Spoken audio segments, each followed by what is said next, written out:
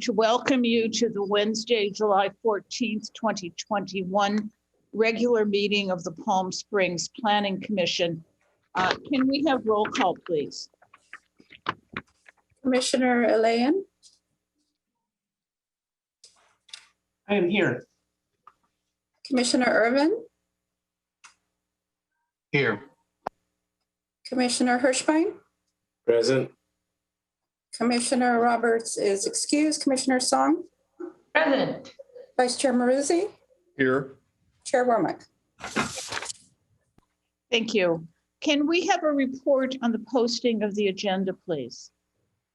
Madam Chair and Planning Commissioners, our agenda was posted on Thursday, July 8th, and our meeting has been posted in accordance with state law. Thank you. Can we have a motion on the acceptance of the agenda? Flynn, do you have a comment on the acceptance and the agenda? Yes, I do, Madam Chair. Due to the fact that Mr. Roberts was not able to join us tonight as he is away, I would request that we postpone the election of the officers to your next regular meeting of the Planning Commission. Thank you. Can I have a motion on the acceptance of the agenda without item 1? Commissioner Hirschbein, I'll make that motion. is there a second? I'll second that. All in favor? Aye. Aye. Thank you. Aye. At this point, we're in public comment. This time has been set aside for members of the public to address the Planning Commission on consent calendar and other agenda items and items of general interest within the subject matter jurisdiction of the Commission. Please note that the Commission is taking action on items not listed on the agenda. 3 minutes will be allowed for each speaker. Testimony for public hearings may be offered at this time or at the time of the public hearing. Members who would like to comment on items 1A, 1B, 2A, 5A, 6A, and 6B are directed to comment under this portion of the agenda. Are there members of the public who would like to speak? Yes, I would like to speak. Thank you. This is Lauren Ostro.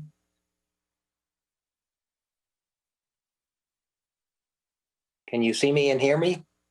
Yes. Okay.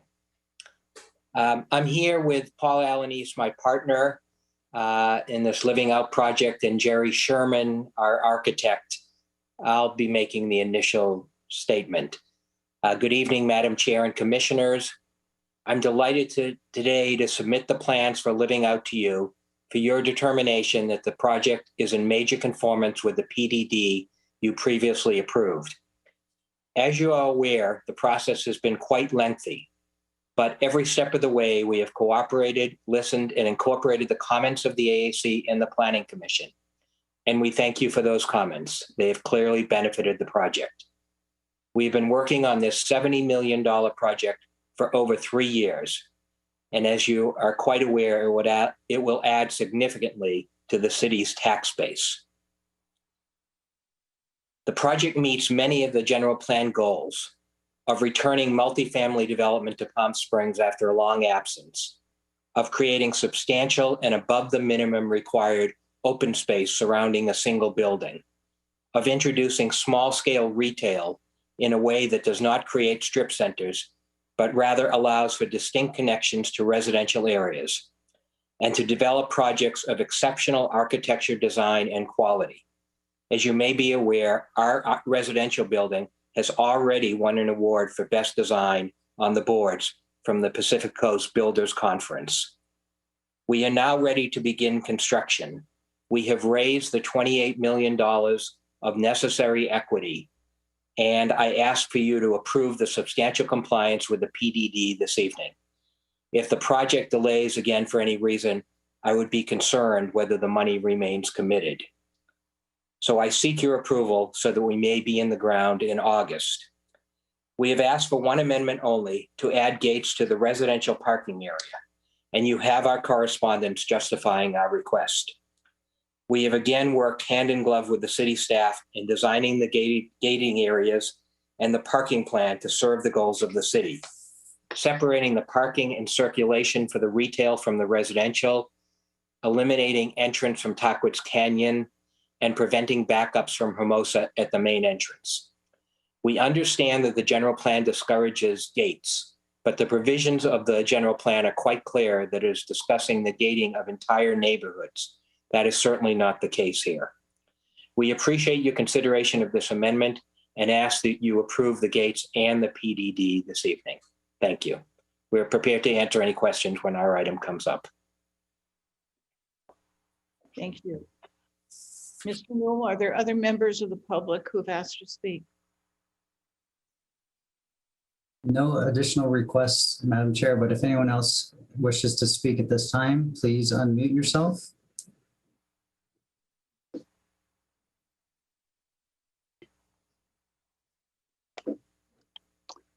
There being no other requests to speak, the public hearing, public comment section is closed. The next item is the consent calendar. Miscellaneous, I believe are you asking to recuse yourself from this item? I will abstain on the issues of the meeting minutes. I did not attend the meetings and have not reviewed the videos in sufficient detail to have an opinion as to whether or not they accurately reflect the proceedings. Thank you. Is there a motion? May I have a revision? Please. First of all, I have to recuse myself from the June 9th meeting since I wasn't there. However, on the June 9th meeting, on page 5, the fourth paragraph, it refers to a negative mitigated declaration twice, when it's really a negative declaration. And it's a little bit technical, but there is nothing to mitigate, so it's actually a negative declaration. So the fourth paragraph on page 5, where it starts with Chair Wermuck. That's correct. So that's really the only change I have.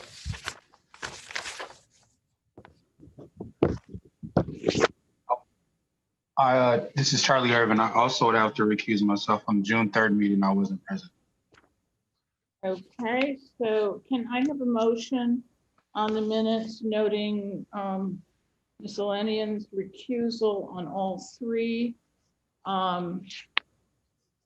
Mr. Irvin's recusal on June 23rd, is that?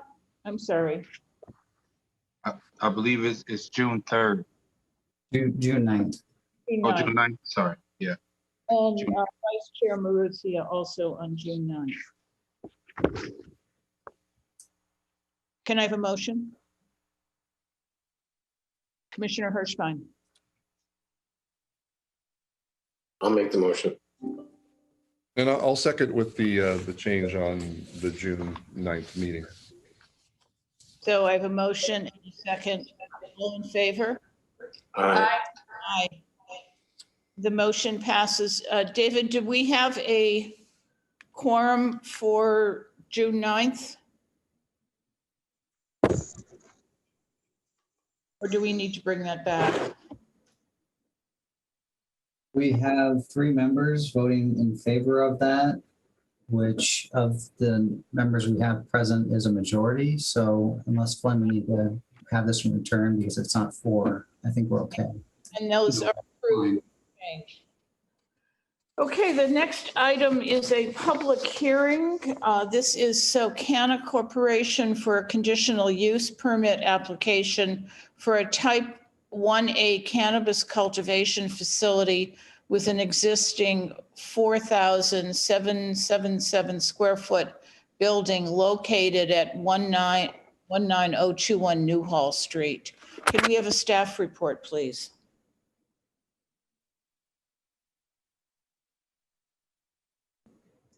Mr. Robertson, you are muted, and we're seeing the frames of both slides on your screen.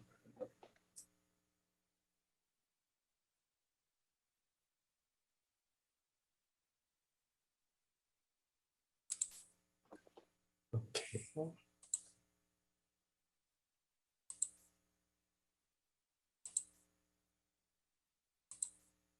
Okay, so is it clear now? Yes. Okay, all right. Okay, thank you, Chairwoman and members of the Planning Commission. So the item before you tonight, it's a cannabis application, and it is a conditional use permit for a type 1A cannabis cultivation facility. Type 1A is a specialty just for cultivation for indoor facility. And this the facility will be an existing 4,777 square foot building. And out of that, there will be three special areas that will be dedicated to cultivation.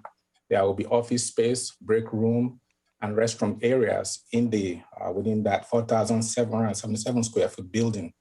When I come back to the floor plan, I will go through that one more time. The location is zoned M2. Cannabis cultivation is a permitted use within that zoning designation. And the site is also within the cannabis overlay zone, which allows cannabis cultivation facilities. A negative declaration is being recommended because an initial study was prepared. Because this site is fully developed, there were no need for any mitigation measures, and therefore a negative declaration has been recommended. The odor control plan was submitted to the Special Programs Compliance Department. It was reviewed by the city's consultant and was approved for the use. Now I'm just going to go through the slide to go through some of the components of the application. Again, it's a type 1 cannabis cultivation facility, and the cultivation will be taking place in an existing building that was built way back in 2006, and at that time met all the development standards for such buildings. The location is zone M2, and cannabis cultivation is a permitted use at the zoning designation. Again, the site is within the cannabis overlay zone, north of the I-10 freeway. You will be adopting a negative declaration pursuant to CEQA guidelines tonight. And again, an odor control plan was reviewed and approved by the city's consultant. Here is an overview of the location. Here, where I'm pointing at is a building.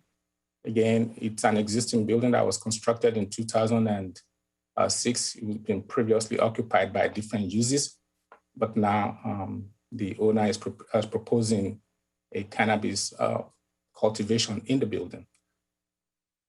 So the next slide is a much more larger and enlarged overview of the area to discuss the surrounding uses there. So if you recall, 2 weeks ago, you approved another cannabis cultivation, which much bigger than what you have before you tonight. That is the one to the east of the location, this one right here. And then this is the site in question tonight.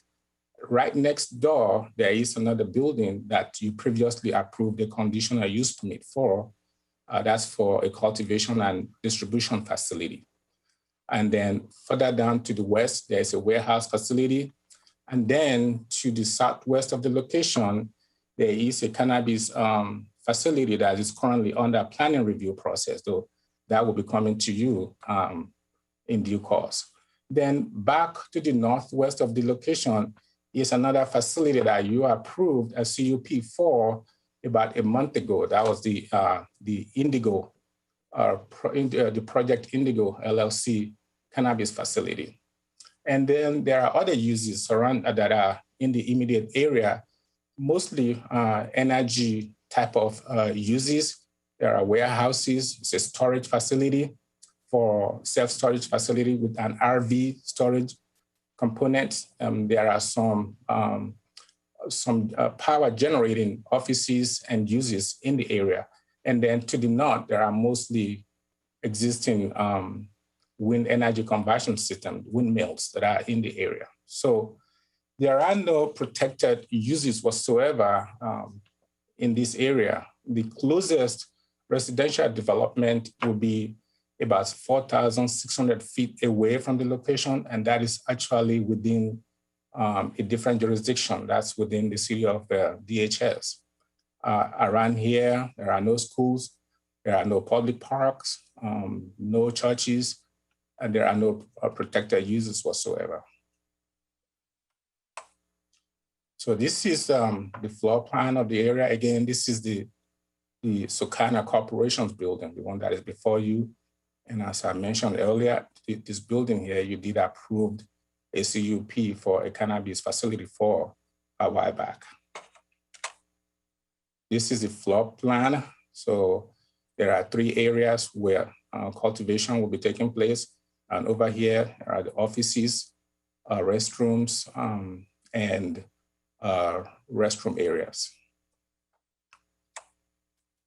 This next plan is the floor plan that shows, they call it mechanical floor plan. It essentially shows where all the odor control equipment will be located, as was described in your staff report. And as I mentioned earlier, the odor control plan was reviewed by the city's consultant. And here, there are some few features of the odor control plan. This exhibit here illustrates a section of the odor control plan.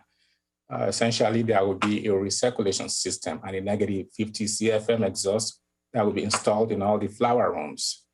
Each of the flower rooms will be maintained at a negative pressure by a 50 cm central exhaust system. Again, each of the grow room will have an internal recirculation fan and odor scrubber. The scrubbers will consist of a MERV filter, an activated carbon filter, and ultraviolet light. All these are designed to help negate the effect of odors or exfiltration of odors from the facility.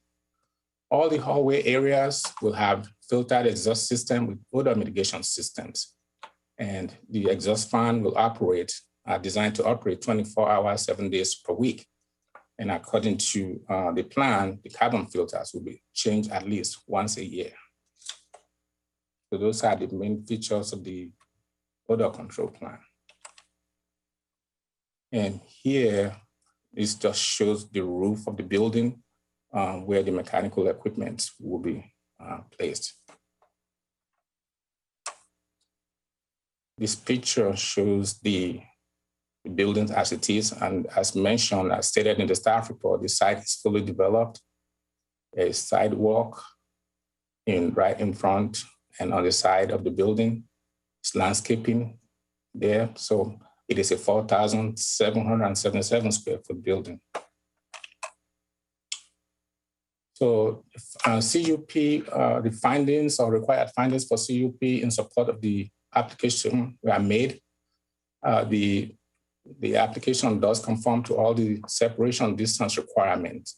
And as I mentioned, there are no protected uses in the area, but it does meet all other criteria as required in section 93-2315 of our code. So again, with the implementation of the odor control plan, there should be no issues with odors in the area.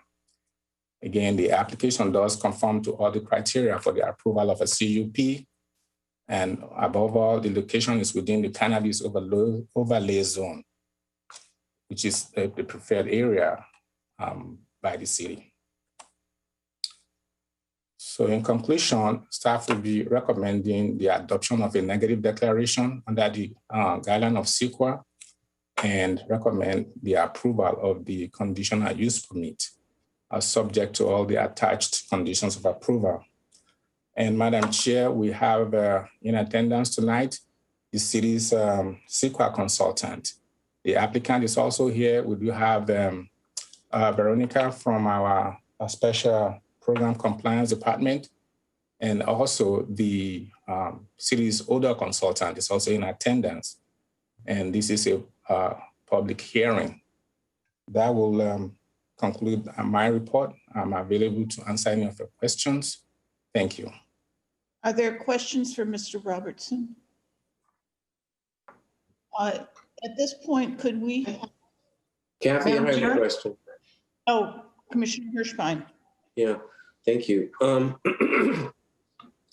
Edward, I believe that all of the projects that we've approved to date for grow facilities in existing buildings we've required the design to include what we've kind of termed building and building or box and box. And I don't see any indication of that in the plans. I don't know if it's not contemplated, or in fact, it was just left off the drawings. Do you know the answer to that? Yes, there will be box in a box facility in all the grow rooms. So that's what essentially what this indicates here. So I will let the engineer that designed this, Mr. Dennis, he's in attendance. He can also speak to that. Okay, well, actually, it doesn't show that because the exterior walls are shown as the walls facing the interior of the growth facility. And in addition, no, the exterior walls, the exterior of the building, yes. Yeah, okay, okay. So there's no additional wall inside the exterior wall. Okay, all right, I will have the engineer. And in addition, the section does not indicate that a drop ceiling will be in those areas as well. Before we call any of the applicants, people, possibly we can get the odor control consultant to explain what is being done and what is not being done. Okay. Oh, there's a yellow line there. I didn't see that yellow line in the drawings. Yeah, right there. Yeah, that's very hard to see. Okay. Yeah. And not at all on the drawing. Okay. Well, it might be just a new wall inboard from the exterior wall that we completed. So this is it right here. Yeah. Mm-hmm. Is the odor control consultant here? I am. Good evening, everyone. I do have a question, as a matter of fact, regarding this plan. Edward, is this part of the old approval track where this applicant was part of the pipeline project that just happened to be in the overlay zone? Correct. Okay. So I think that's important to note here to Commissioner Hirschbein's comments. This plan is in compliance with the old odor mitigation requirements, but it is lacking one important element. It's actually lacking a couple important elements. While it complies with the requirements, it's lacking the dilution component of what we're looking for the new odor mitigation requirements. And just to note on that exterior wall, I think just because it's a concrete impervious wall, while it is made why it's doing dual duty there. But I did notice in this plan, even though it is approved, it has been approved to the old requirements. In order to elevate it up to the new requirements, we would need to dilute the air at that point. So can you elaborate on what's does not comply with the new requirements? Yeah, if you look on this slide that's here right in the middle, the exhaust fan at the well, there's two major things. One is we're requiring the air moving parts of the system to be located within the envelope of the building. That is your box within a box. That is pulling those units into the system itself, into the building itself. The second major component is the dilution fan at that discharge point of that exhaust fan. That exhaust fan should in fact be diluting the discharge air at a 7-to-1 ratio according to the new requirements. But like I mentioned, this is the third review we've done of this, and it started at the old requirements. So that has been the threshold that we've been reviewing. Well, I'd like to ask you a kind of a qualitative question then. In your opinion, will this be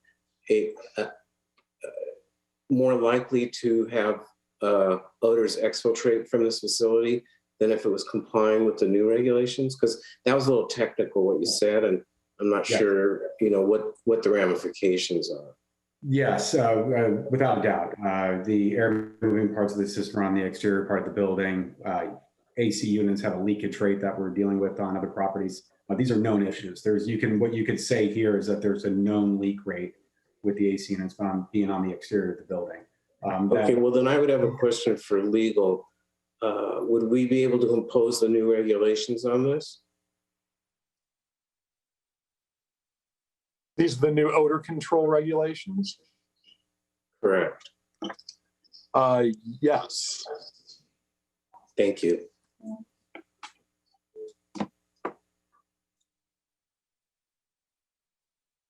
Yeah, hi, this is Dennis Hurwitz. I'm the engineer. I wanted to ask a question. Even though we, Excuse me. You're not in this portion of the hearing yet. We haven't opened it up to you.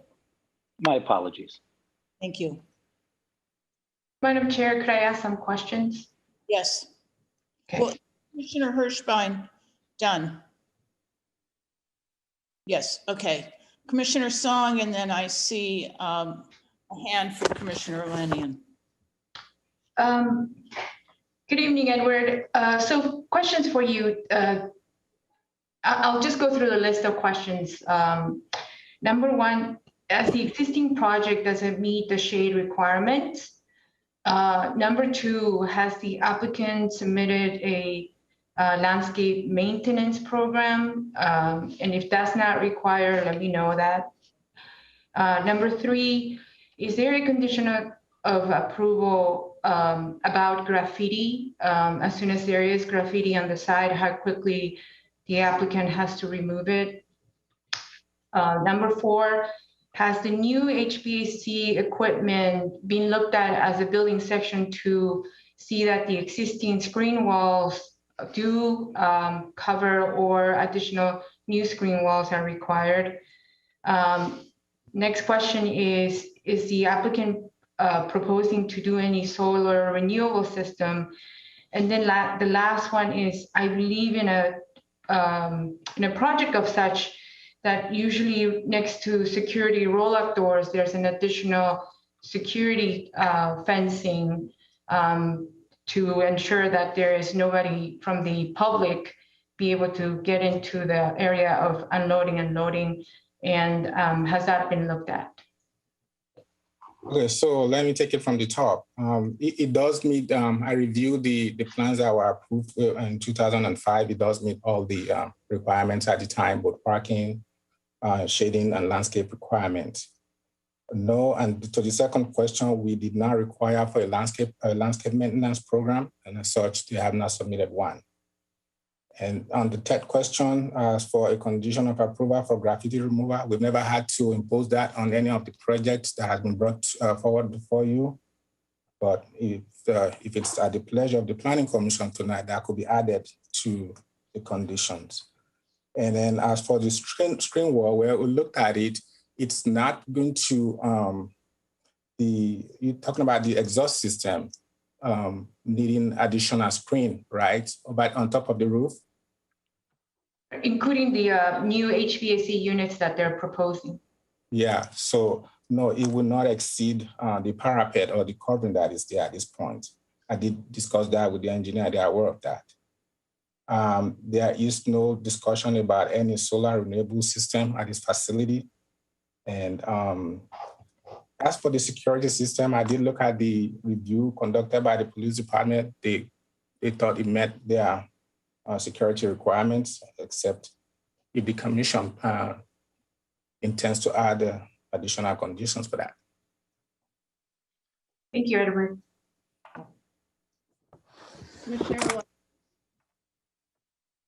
Madam Chair. Questions? Yes, I do have a couple. The first one, I believe, is for Edward or for somebody on staff. It might need to come from the odor specialist, though. And that is, what has the city's experience been with projects that have been approved and that have used the new odor control techniques and methodology?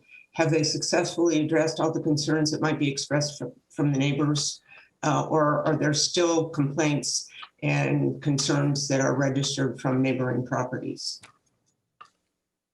So to the best of my knowledge, I think Ms. Veronica from the Special Program Compliance would probably be in a better position to respond to that. But I will say this, all the newer ones that we've brought before the Planning Commission that are subject to CUP, we've not had complaints regarding odor control issues. There were those that had those problems in the past. Those were the ones approved under the old review process conducted by the city council only. So, but the newer ones, only a couple of them are actually in operation at this point. The only ones that are in operation are lounges and the distribution facilities, not the cultivation facilities. I'm not aware of anyone in which complaints have been lodged. Perhaps Ms. Veronica can correct me or add to that. We have not had any new cultivators begin operations since the new requirements have been implemented. Are you familiar with other operations in other communities that have implemented the new technologies that we are introducing or that have been introduced, and how successful those have been? We've actually been out of other cities. They've been looking to us for help with their odor control requirements. Many have expressed the same concerns that we've had. The existing buildings tend to be more problematic than new builds because they have less considerations made for the actual cannabis odors. Okay, thank you. My other concern or my other area of questions is kind of on the concentration of cannabis businesses that we have in one area. And I understand that the overlay zone is meant to accommodate them, but my concern and my questions are a little bit about, are we still meeting the intent of the general plan? The general plan says that this designation is intended to accommodate a wide variety of businesses in a multi-use environment.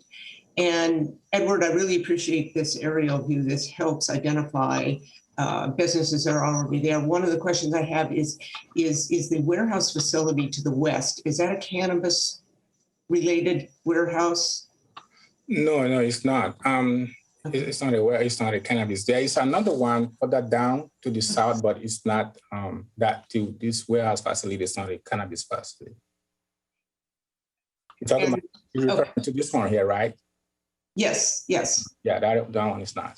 Okay, and I don't know if you can put a number at this or not, but I'm curious, are, half, 3/4, 1/4, what percentage of the businesses in this immediate proximity are cannabis related? My concern being that sometimes if you have too many auto dealers, whatever type of business it is, it does not promote other businesses coming in and giving the diversity and the variety of businesses that it looks like the general plan is looking for. Yeah. So actually, I did some research and drove around the area today.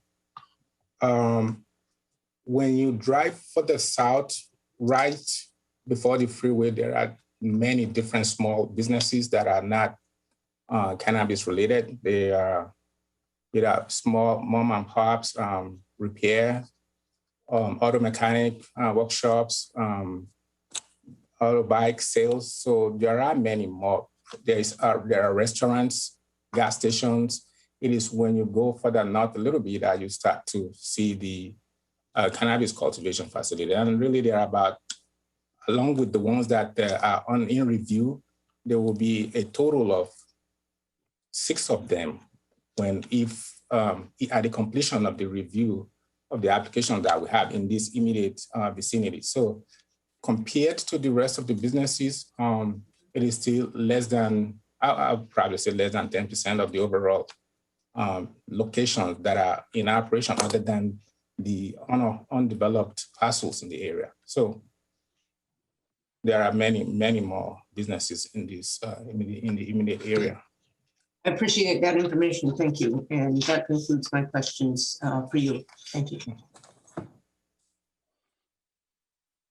Are there other questions from the commission? I can't. Yeah, Chair Warmick, this is Charlie Irvin. I had another question to follow up on what was just asked. So the overlay zone that we have available, have we done any type of study to find out if what mixed amount of types of cannabis levels that we should have in that overlay area in one specific area? I think a city recently or not too long ago had an explosion are we taking in consideration what types we're bringing into certain locations and how many is too much and what is not enough? Yeah, great question. So, and the Director Fad can jump in on this one here, but I recall when this discussion came up about creating an overlay zone, the intent at that time was to put the cultivation facilities not of the freeway because there are not, because of lack of, there aren't that many protected uses such as schools, residential communities, public parks and places like that. So this is in an area where there is a heavy prevailing winds. You have mostly energy related businesses in that area. So you notice that most of the applications that we brought before you in this part of the city are cultivation facilities. Cannabis cultivations tend to create more cannabis odors and not very suitable for the city proper, where you have residential development, you have schools and churches and places like that. So in this area, and as a matter of fact, the code does not require for any separation distances of cultivation facilities in the overlay zone. And that's why we have two separate facilities next to each other. And then over here, you also have the King Cannabis cultivation. So you will have mostly cultivation facilities in the overlay zone. Now, when it comes to lounges, those will be, you could find those in other parts of the city, such as the downtown area and some other parts of the city. But going by the intent of the code, this is a preferred location for cannabis cultivation, again, because of the fact that protected uses are protected, from odors coming from cultivation facilities. Let me just address the question about safety and potential explosions. Typically, you see that in cases where there is a manufacturing use related to some type of extraction process. In terms of the city's reviews, we do have an initial review up front by the fire department relative to manufacturing process. There's also inspections when those systems are installed, and then there's also regular inspections while those things are in place. So the city is making every effort possible to ensure that manufacturing facilities relative to cannabis uses are safe and conform to all safety requirements. It's really the issues where there are manufacturing uses that are not regularly inspected, where we've seen issues as you've seen in other communities. So again, the city does inspect on a regular basis and does make sure upon the initial installation that they conform to all safety requirements. All right, thank you, Flynn, and thank you, Edward. Madam Chair, I have a question. Commissioner Murphy. Yes, for staff. Since this, I guess, project does not require current odor control levels, is that because the building exists already, or just can you explain to me why, since this is a new application, I'm assuming, it doesn't require the most up-to-date odor control? I think I will leave that question to Mr. Jay Takas, but from my initial conversation with the Special Program Compliance Department, this application had been in the had been submitted quite a while ago, but there were some other requirements that did not come in on time. I don't know if that had any role to play with it, but I will leave that to Ms. Veronica and Jay to address. The application was originally submitted in May of 2019. There were significant delays throughout the permitting process with multiple reviews being needed both for land use and odor control. When we adopted the new odor requirements, we did state that anyone grandfathered in, if necessary, would be subject to update their plans accordingly. So that's something that we did address at the time when we were discussing changing the requirements. I'm sorry, do they need to meet the current? If it's found to be necessary, we can make that ask, and it wouldn't be they would have to comply. If it's found to be, meaning that the odor control expert Consultant, yes, consultant would have to say what? recommends. Did he not recommend that just a little while ago? I'm confused. Did he say that, well, I should ask him, did you recommend that it be updated to meet the current standards? Yes and no. We would recommend that any new cannabis project or any cannabis project meet the new odor mitigation standards for the city of Palm Springs. The reason this one is not being held to that standard is based on just application date. So when the applicant first submitted their application, it was referencing the old standards. So when we made comments, we did not make the leap of hanging more stringent requirements during the review process. So we were only reviewing for the old comments, or reviewing against the old requirements. So it wouldn't be our charge to change the requirements mid-review. That would have to come from the city in one form or fashion. But yes, we would recommend that any new project follow the new requirements. So is it correct to say that no one from staff recommended to the applicant that they meet the new standard? Oh, I don't know if that's true or not. I mean, I don't know if the applicant was pointed in that direction or not. I know that the you don't have to answer that question, by the way. It could be other people that. Yeah, I mean, I think what was happening is that the applicant was being made to adhere to a certain specific set of standards, and they did. What happened is that the process has taken a long time, has just gone on that where they're still being beholden to the old standards. I guess I had then a question for our attorney, Mr. Priest. How is it that we can invoke these more stringent standards at this stage if it wasn't required or asked of the applicant up to this point?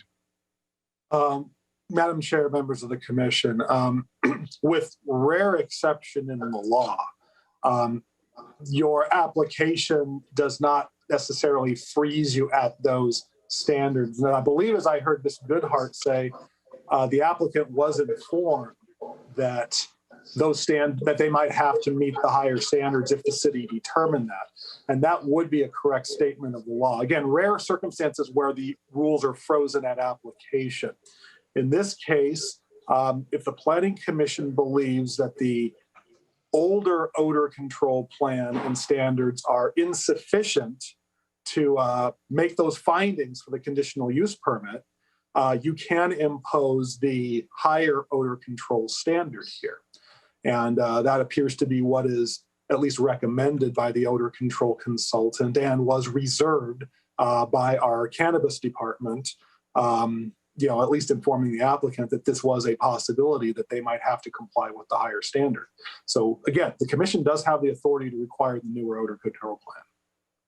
So I guess, Ms. Goodhart, were they informed, the applicant, that this might happen? Yeah, when the ordinance was being reviewed and we made the changes, we sent correspondence to everyone, including the applicant, advising of the updates and letting them know that they may be subject to having changes made or withdrawing applications if they couldn't comply. I see. Thank you very much. We've done this before as well in an earlier application. Before us. I have just a couple of questions. I wanted to follow up on miscellaneous questions, and this is for the director. What is the percentage of the new applications in the overlay district for cannabis versus other uses? Madam Chair, I don't believe I'd be able to give that information to you as I haven't had a chance to study it. Other than just going off the top of my head in terms of requests that I've had from applicants relative to parcels in the area, I've had requests to look at an electric charging station. I've had requests to see if a warehouse and distribution center would be permissible. But it's impossible to kind of give you a figure right now without going through all the applications we've received and being able to total it. And that would be something you could do in the future to just to include that. Yes, if the Planning Commission gave us time to adequately study that issue. I have one or two other questions. Just in terms of water usage, are they doing the grow hydroponically? What are they doing for water? Does it get recirculated? What's the anticipated water usage here?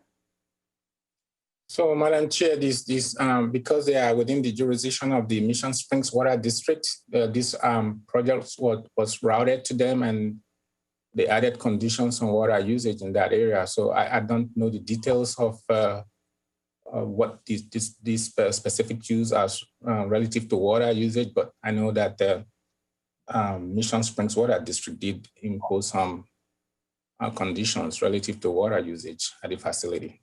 So I'll ask that question of the applicant. While we're still going through this, is the CEQA consultant here? And can they just give us a quick run through on the negative declaration, noting that it's not mitigated? Madam Chair, I'm sorry, but I could not hear your question. I was just wondering if you could quickly explain to us your findings in the negative declaration and just confirm that you've recommended no mitigation. That's correct, ma'am. The site is fully developed.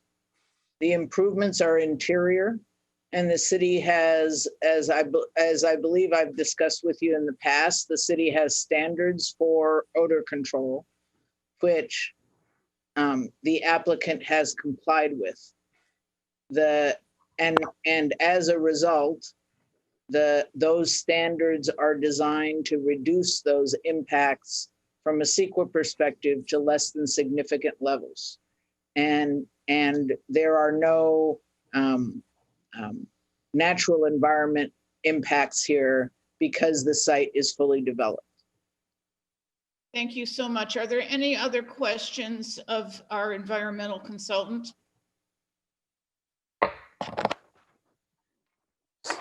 I guess I'm not close enough to my microphone. Can you hear me better, Flynn? Yes, you're better now. Thank you, Madam Chair. Okay. Are there any other questions of our environmental expert? There being none, I'm going to open the public hearing. The applicant will have 10 minutes for their presentation. Are they here and available?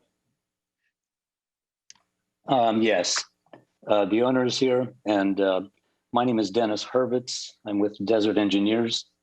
We have been doing the design work on this project. We've done a number of projects for Palm Springs already. Perhaps most notably would be Montalvo.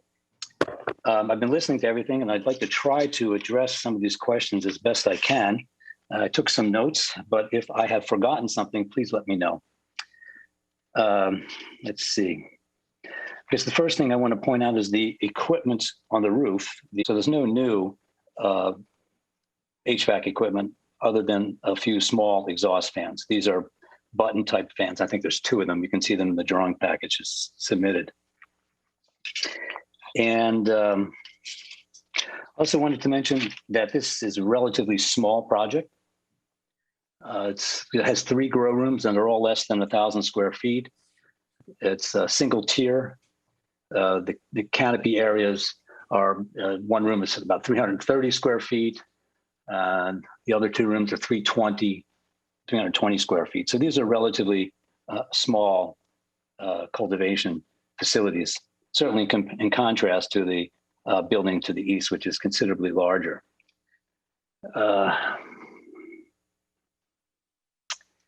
Check my notes here. One thing I did also notice, frequently in the development of projects, on the building and safety side, when we submit drawings, they're locked, not necessarily locked, but they're held at the code at the time of the initial submittal. For instance, whether it's an energy code or plumbing or mechanical code, when the package is initially submitted for review, that is the code at that time that they're held to. So I would like to argue respectfully, with respect to putting dilution units on the roof, I'd like to point out that this facility is anywhere from a half a mile to a full mile from any residential area. Also, regarding the box in a box, they're already boxed in a box. So we have those. They are sealed rooms within the building. So we've already addressed that. And in addition to that, we are using odor mitigation, which has already been reviewed and approved. So I thought that those were the larger issues that just came up. And I'm not sure that there's anything else that I can address. If anyone has any questions for me about some of the specifics for this, I mean, I'd be happy to address them. Mr. Hurwitz, just please stay here. There may be questions before we end the public hearing. Excuse me? Please stay with us. We will. Oh, absolutely. We'll ask questions later before we end the public hearing, but not at this. Okay, yeah, absolutely. I'm very interested. I'll be more than happy to stay. Is there anybody else who wishes to speak?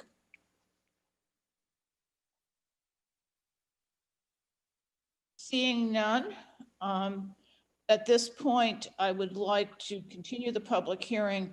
Are there questions of the applicant or Mr. Hurwitz? Commissioner Song. Thank you, Madam Chair. Mr. Hurwitz, how is the waste being generated? So I have 3 questions for you.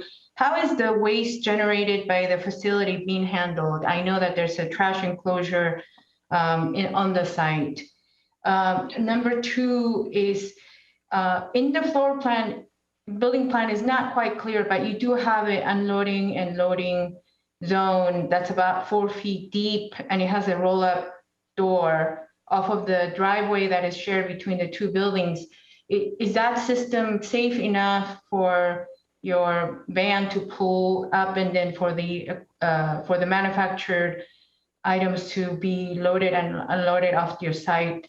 Or is it that you have a, what is it called, a safe camera program that's part of the system?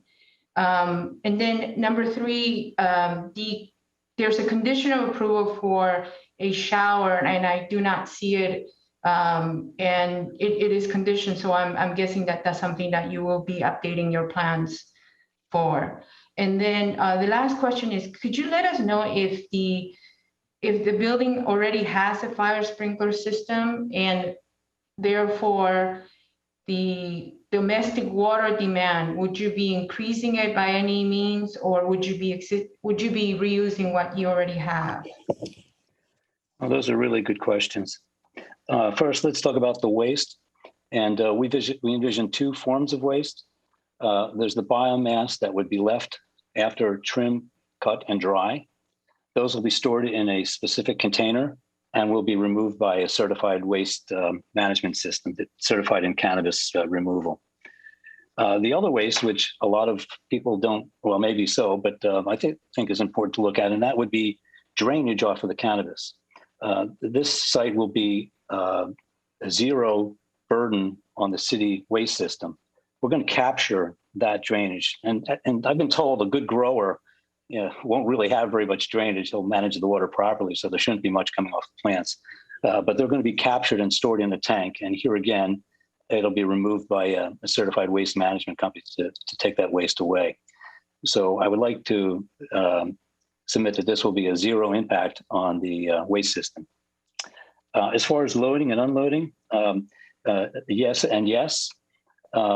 If you look at the at the aerial view, I can't pull it up, but they share a driveway, the adjacent cannabis facility right next to the share. It's a very large open space, so it's easy for them to load and unload a truck in that area. And there will be a security system that will be monitoring that. Regarding the showers, yes, we'll have to add the shower if it's required. We can have one added. And lastly, it's my understanding, if memory serves me, there is a sprinkler system already installed in the facility. Thank you. Thank you. Madam Chair, real quick, may I add, Commissioner Song talked about shower facility. PLN 15 is a requirement for shower facility. Right, they're not, it's not currently in the drawings, but it is a condition. Correct, yes. We'll add that. It's a standard condition. Okay. Are there other questions for the applicant? I had one. How were you what are you doing with water? Do you have a hydroponic grow? What is the anticipated water usage? I'm not aware of the intent to use a hydroponic grow. However, typically it's about 3/4 of a liter per day per plant. And here again, with the size of this facility, I was looking at that when the question came up earlier. It looks like that there will be approximately 1,000 plants. So, so that would be 750 liters per day. Now, this is just an estimate. I'm just quickly glancing at my numbers, but as an estimate, I'm thinking at about 750 to 1,000 liters a day.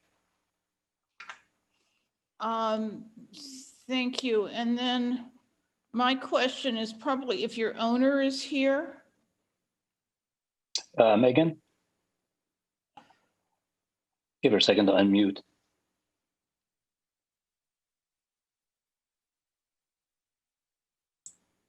Yes, I'm here. Yeah, I wanted to ask you, I think you've heard the discussion about bringing this up to current standards. My sense is that this may be something the commission will impose. Before we impose it, I want to ask you if you are willing to bring this up to the current odor control standards.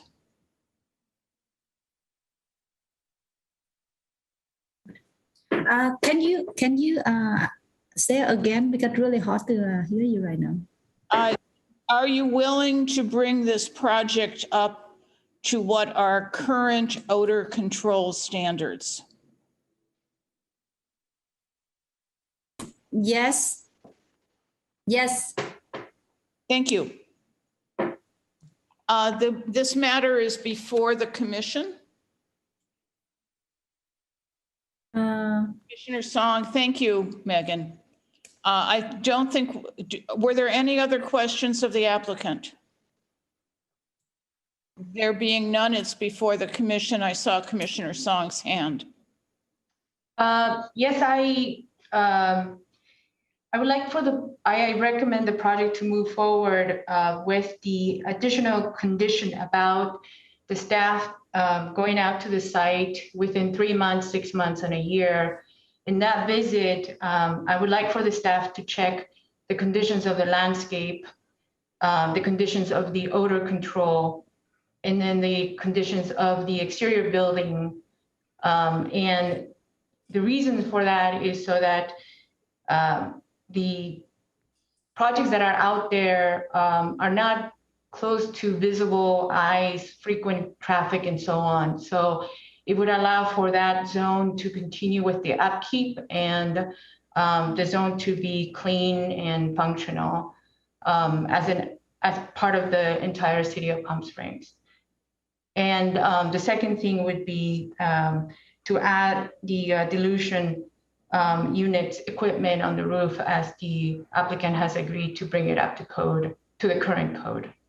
Is there, I think there's more than one step on bringing it to current code. Commissioner Hirschbein? Thank you. I'd like the condition to be simply to bring the facility up to current odor control standards. I don't want to start specifying which pieces of it. I'd rather just say blanket that it has to comply with current standards. And then I'd like our odor control consultant to review it again. And if he's okay with it, move it on through the system. Doesn't have to come back to us, but I'd like to see the odor control consultant to look at it after it's designed to current standards. And then as far as box and box, I hate to harp on this, but having the exterior wall be the interior face of these grow facilities is not box and box as we've been requiring it. Box and box is to build a new wall up against the existing exterior wall. And therefore, I'd like to make that part of the requirement as well. I'm seeing a motion and a second. Was the maker of the motion willing to accept those changes? Commissioner Song. Yes, and Commissioner Hirschbein, if I could further define, is that a box within a box for the north and southern walls, it could be party walls. They don't necessarily have to be so many feet away. They really do need to be a new interior envelope. Yeah, it can be hard up against the existing exterior wall, but it has to be a new wall there. Yes, I accept the modification. That's what we've done in all the other ones where we had existing buildings. It is actually. Well, it's not in the plan.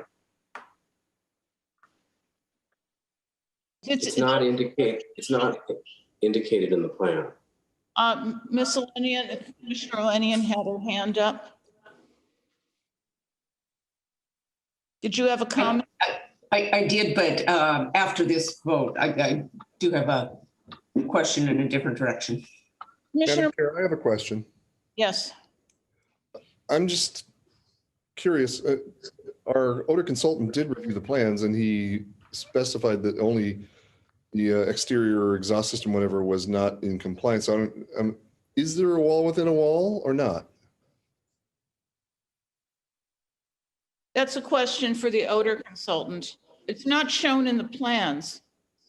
Well, it depends on how you take a look at it. The exterior concrete wall appears to be being used as dual duty. Any wall that has an occupied side on the other side appears to have a separate wall.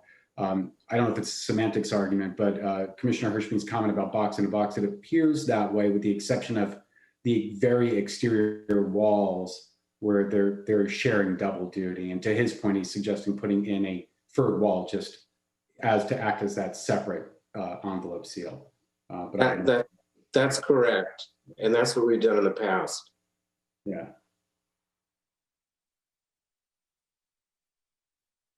Are there other suggestions for this motion?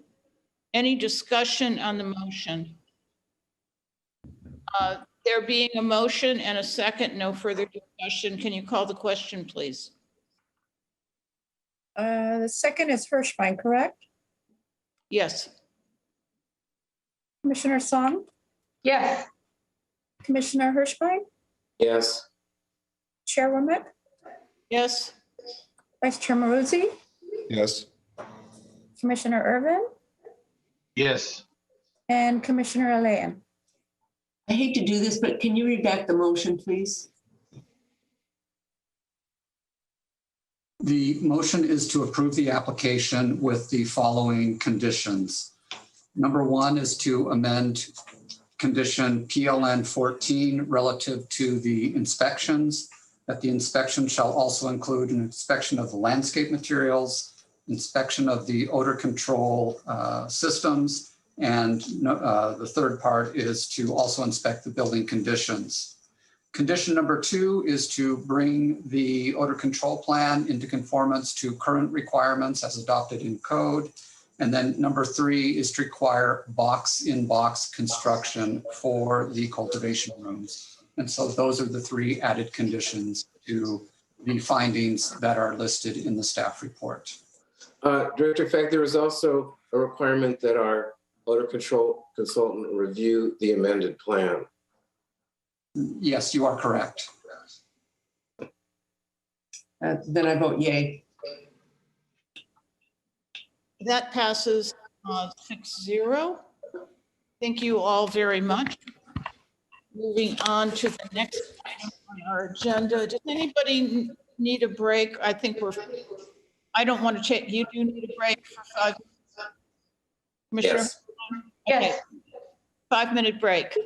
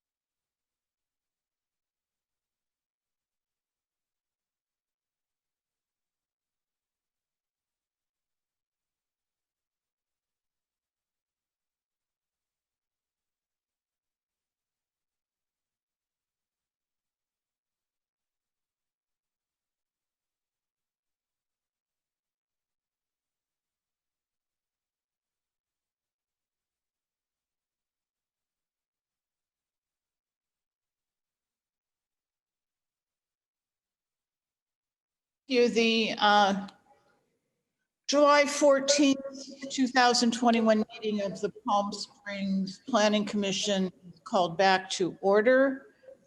We have no unfinished business. The next item is new business, KOAR Palm Springs LLC Living Out for a final development plan related to a planned development district for a 122-unit apartment complex located at 112 East Tockwitz Canyon Way. Staff report, please.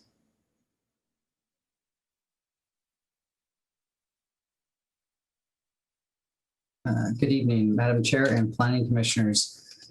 The project before you is the final development plan for the Living Out project, which is located at the northwest corner of East Tockwitz Canyon Way and Hermosa Drive. The project was originally approved back in June of 2019 and included a planned development district and tentative tract map for a 95-unit condominium development, along with a 4,990 square foot retail component that included a private dog park space. There have been a couple of amendments since that time, one in December of 2019 to increase the residential unit count to 105 condominiums. And then as recent as this past December, when the commission granted a minor amendment to convert the project from the residential portion of the project from 105 condos to 122 apartments. Projects or changes to the project plan were also included in these amendments and involved relocating the parking from the first floor to the exterior of the residential building.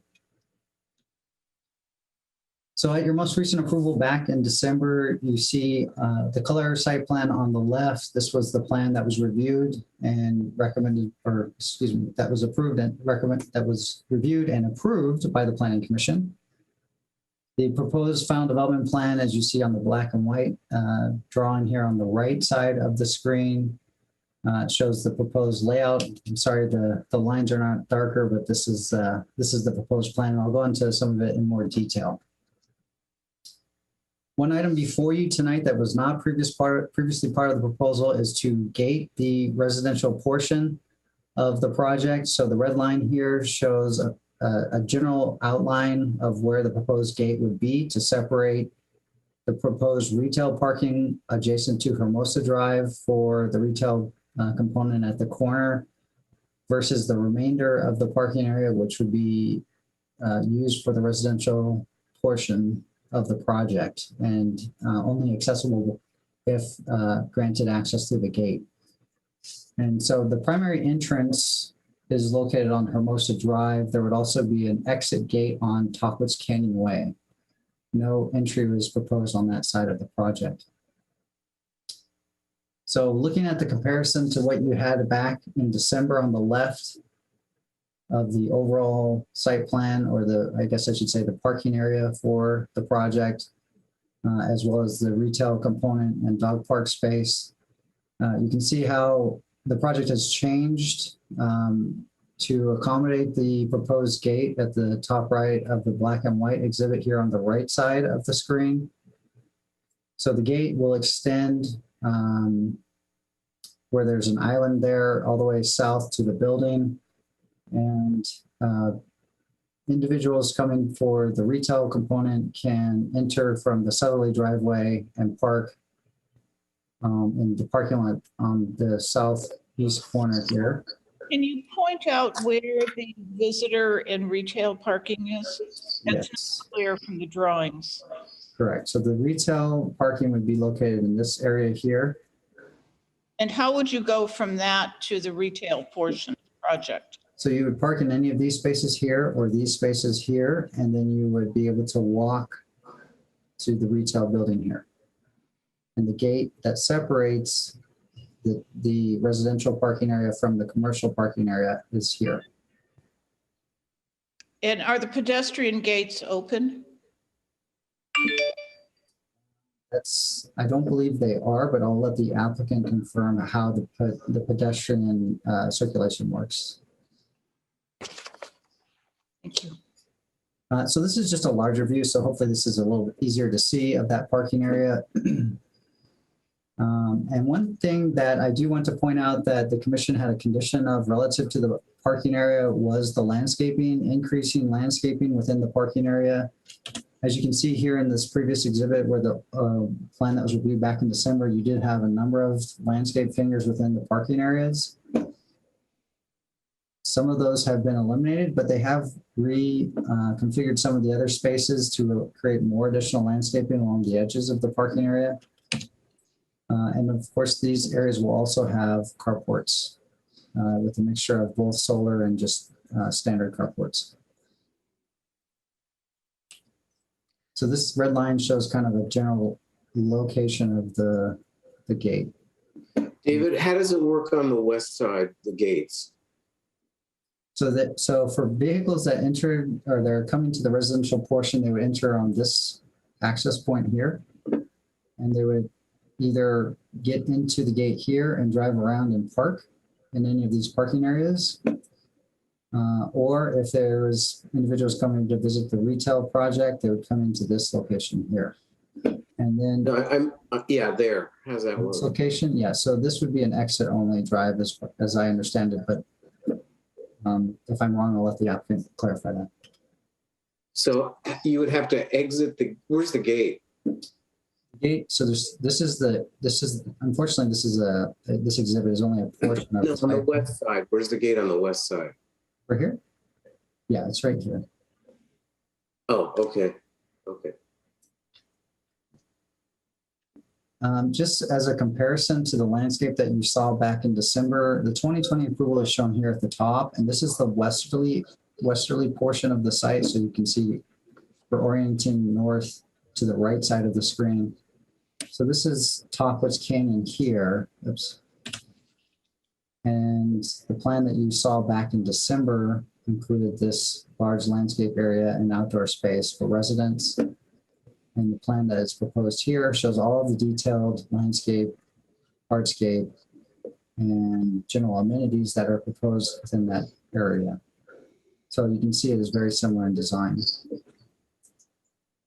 And this is just an enlargement of that westerly portion of the site, mixing within it, obviously larger trees, shrubs, various walking pathways, and outdoor amenities. As a comparison to the plan you saw back in December here at the top right, this is the northeast corner of the site. So this is where there's another outdoor open space as well as the primary pool location.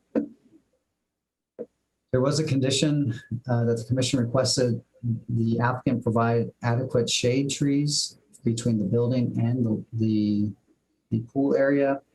They continue to propose a date palm grove to provide shading. That can be done successfully. And we've seen that in other locations here in the valley. It just depends on how it is planted. So I'll let the applicant provide more detail on how they intend to do that to address that planning commission condition. But I will say that there was a requirement in the conditions that the applicant also include a number of seating locations, some other amenities outside. And so they're proposing that, as you can see in the various detailed plans in the project and within the various common area open spaces. This is just an enlargement of that same area. There was some discussion when the commission reviewed the exterior of the project in terms of the specific details on the project's design. So this is just one of the elevations that you reviewed back in December. This would be the southwesterly wing that extends towards Tockwitz. The plan that you saw back in December is shown here at the top, and the proposed final development plan is shown on the bottom. So this is the southeast elevation of that wing. So you can see a lot of the details are obviously very similar. As we get to the ends of the project where there were some concerns by AAC and Planning Commission, they've provided some additional details on the proposed exterior facades there. So what you saw back in December, this was the plan, and per the recommendations of AAC and Planning Commission, they've added some additional metal components to the exterior facade. And there was also a request to see the specific design of the material, the stone material on that facade and other facades on the building. So this is the specific close-up view of it and kind of the further back view of it next to it. This is just a page showing various elevations on the project. Black and white version and also the specific details that were included in your packet. Another view of the exterior elevations, and then the proposed materials for the project. The units that are being proposed remain 1 and 2 bedroom units. So these are the floor plans of those units for the project. And this exhibit shows the different parking lot elements for the project. It shows where there is the main gate for the residential entry here and the exit option here for residents leaving the complex. This area is not gated up north of that main entry, but there is a gate that would continue from Hermosa to the building on the east end of the building and extend south all the way to this building here. And this also shows the various types of carports that are proposed. They have solar panel carports, as well as just regular carports, and the design of the carports being proposed. The final development plan findings that the commission will have to make are shown here on the screen, but essentially you have to find that the proposed development plan is in substantial conformance with the preliminary plan that you reviewed. Second, that the final plan is in substantial conformance with all other associated entitlements for the development. And lastly, that the final development plan incorporates modifications and conditions to the preliminary plan that was previously approved. So when we look at the conditions that the commission imposed, there were requirements, the Planning Commission and City Council imposed on the project. There were requirements to install palm trees along Tahquitch, which they have incorporated into the design. They're required to have bicycle parking. And when speaking with the applicant, they intend to have that within the building and can comment further on how that might work for residents. For the public plaza areas, there was requests to have shade trees, as I mentioned, between the pool area and building, as well as drinking fountains, as well as a variety of seating. They have a variety of seating that goes throughout, that is proposed throughout the outdoor spaces, ranging from lounge seating, table seating, to just bench seating. So there's a mixture of seating that is being proposed. In place of drinking fountains, the applicant has indicated in their justification letter that they intend to have other options for residents, and that would include bottled drinking water in various locations due to the COVID pandemic. So you'll see that, you may have seen that in the justification letter. As I mentioned, the walkway between the building and pool should be shaded. They do intend to do that with the Phoenix date trees. And the outdoor spaces, as I mentioned, will have seating provided throughout, as well as a dog waste stations and bottled water. I actually misspoke. The public plaza at the corner of Hermosa and Tahquitz was required to have shade trees, a drinking fountain, and seating. So they do have all of those within that space, including the drinking fountain. But when I was mentioning outdoor spaces in the other areas for residents, they do have a variety of seating types, bottled water in certain areas and dog waste stations. And then, as I mentioned, they have improved the elevation details. So with that, I'll conclude my presentation. Staff has included in your as an attachment to your report, a draft resolution should you choose to adopt and approve the project with the findings that we believe are and that the project meets the findings for approving the final development plan. With that, I'll turn it back to you, Madam Chair. Since this isn't a public hearing, what I'd like to do is have the commission indicate which items, if there are items that they're concerned about that are missing, and then we can go over them in more detail. I didn't hear that, Kathy. Oh, what I'd like us to do is go over the items one by one in terms of conformance. Can we ask questions of staff first? Yes. Yes. Okay. David, my recollection of the plan, first of all, has AAC seen the final development plan? AAC is not. Because the project went to AAC as a part of the preliminary approval and had recommendations then, staff did not bring it to the AAC at that because of that. Could we require that as part of the condition? Typically, we don't bring the final development plan to the ARC. However, if there's specific details that you'd like the ARC to take a look at, we can have them look at those specific details. This is, okay.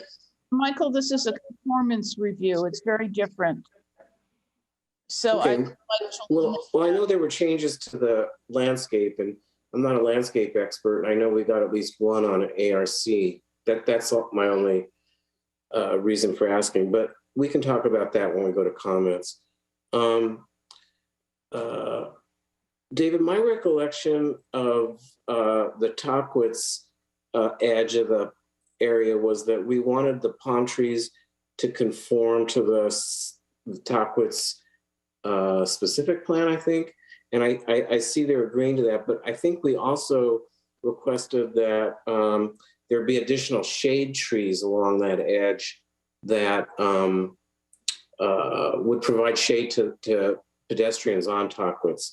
And again, I'm not a landscape expert, but I couldn't tell that had been accomplished. Do you have any comment? Do you have an answer for that? I don't know specifically the extent that they provided the shade trees, and I probably would need to look at the plan in a little bit more detail before I responded. Okay, I guess we can go to ask the applicant and then talk about it in the comments. And then could you put a drawing up of the public plaza? Again, it's a little difficult to tell from the drawings in the package. If you could just describe that to us. Yes, let me pull that up. Just one moment.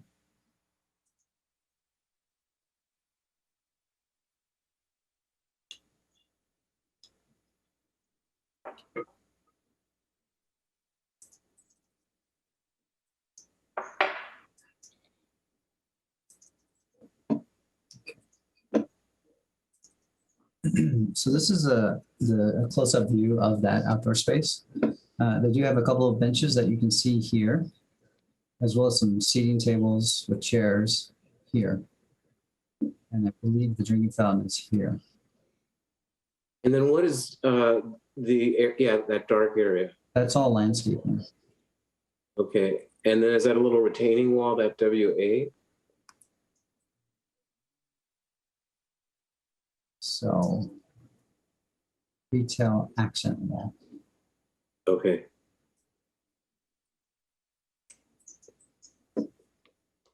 And none of that has a covering. There was supposed to be a shade tree as well.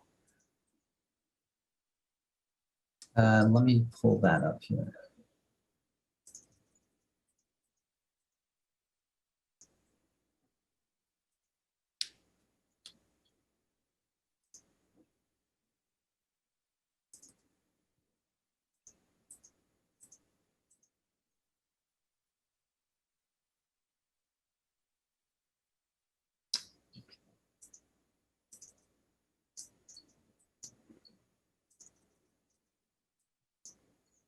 So this is the large shade tree here. It's a 48-inch box shade tree here. Okay. Large shade tree here and here. Okay. Thank you.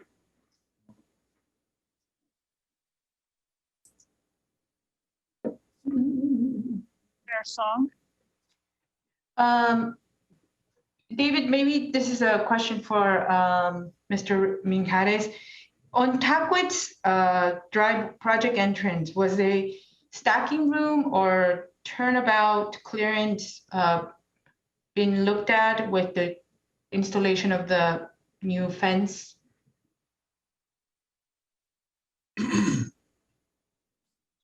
It is something that we talked about when it was presented that they wanted to put a gate there. And we actually made the suggestion of moving it a little bit further out towards the property line of Tackwitz so that it would provide them some space for when the gates open and the stacking and that sort of thing. So what they did provide to us, it seemed adequate. Because the gate opened towards Tackwitz. Correct. The only concern we had there was to make sure that the gate did not encroach into the public sidewalk area. And it seemed to be clear of all that. So if I'm, pretend I'm going west on Tackwitz and I want to stop by the dog park. And then I see the gate. Do I just back out onto Tackwitz? Because I'm not a resident and I can't park there? Yeah, they would have to provide some signage there, which is what we also indicated to them at the time to make sure that that doesn't occur. Okay, thank you.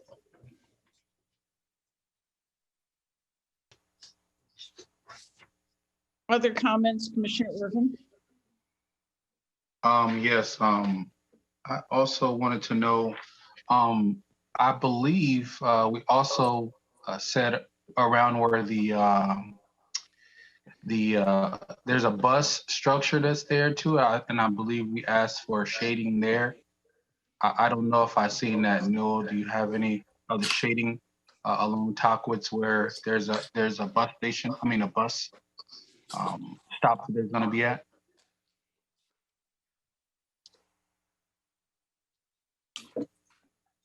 Let's see, I think we would have conditioned the project to provide a bus shelter. If there is in fact, I believe there is a bus stop there. So yeah, we should have had a condition that requires them to propose a bus shelter. So that would be something that we would review at a later time. I think they moved the bus stop, didn't they? Didn't that come out in the last meeting? Mr. Myers might recall if that's still the case, but I think it's still going to be there. Is it? Yeah.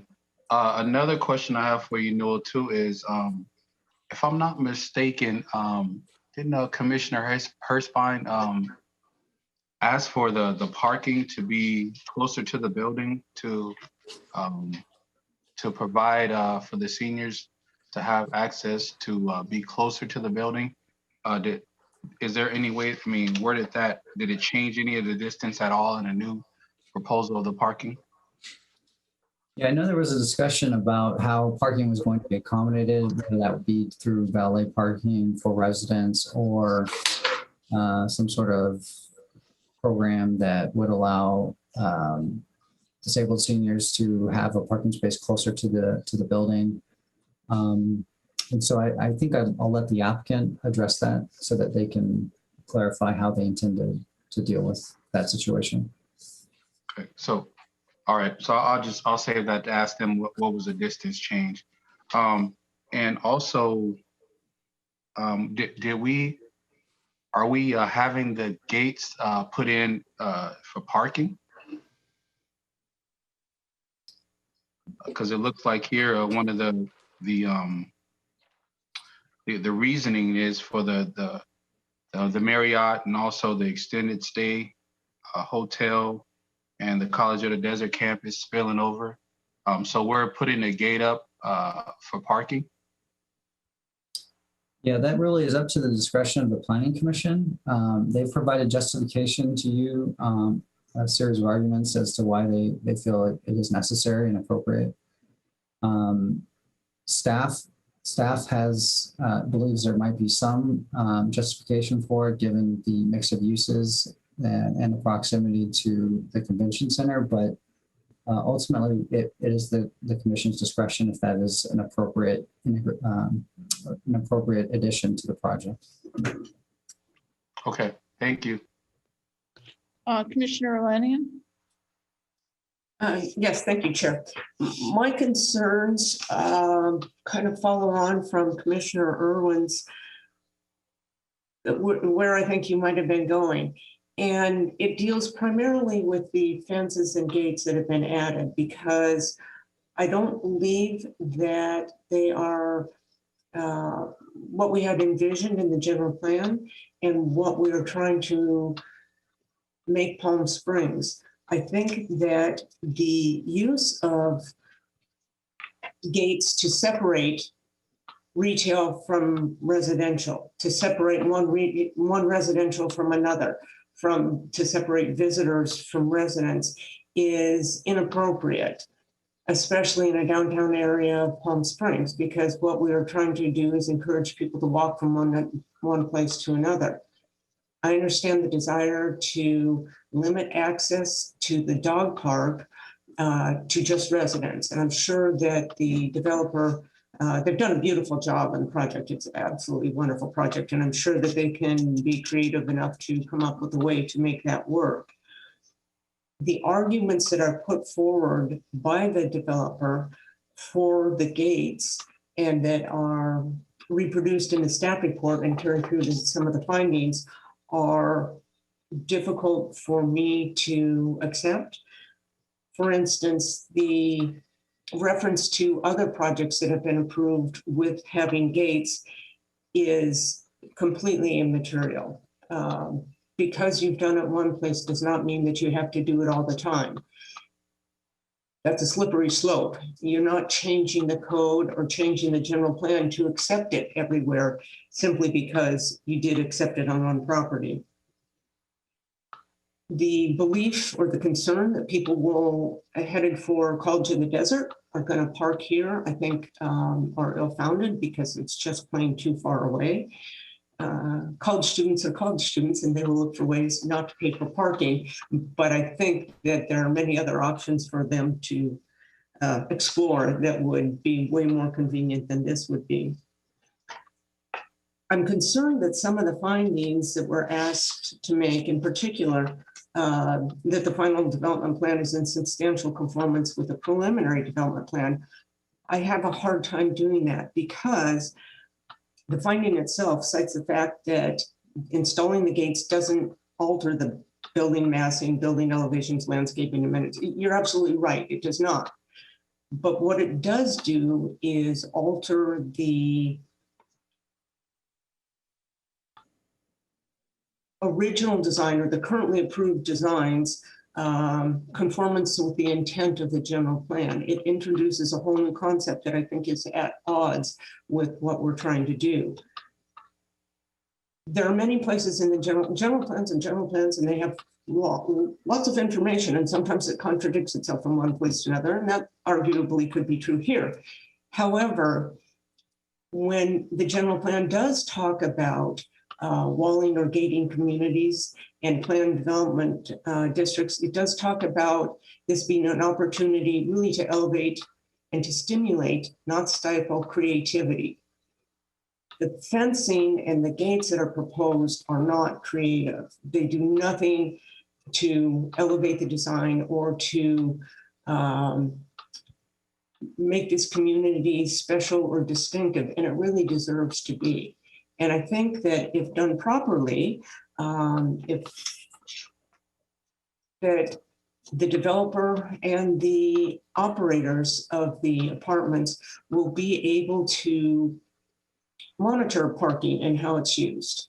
And I think that after time, they'll discover that, you know what, they did build more parking that was needed, and it's possible that some of the retail businesses don't have enough, and they want some bleed over or some flexibility between the two.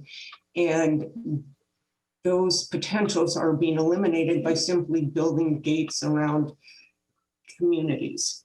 So I'm particularly concerned about that. I don't think that was a question. Sorry about that. But I guess I am concerned about the changes. And my belief is that I have a hard time in particular supporting the finding that requires that the final plan be in substantial compliance with the preliminary one, because it introduces this whole new concept of a gated community. Thank you. I do think that was comments rather than questions, unless you can turn that into a question. The additional questions, Commissioner Hirschbein? Well, We're not. Sorry? We're not in discussion yet. Not in discussion. Okay, I'll wait then. Sure. Other questions?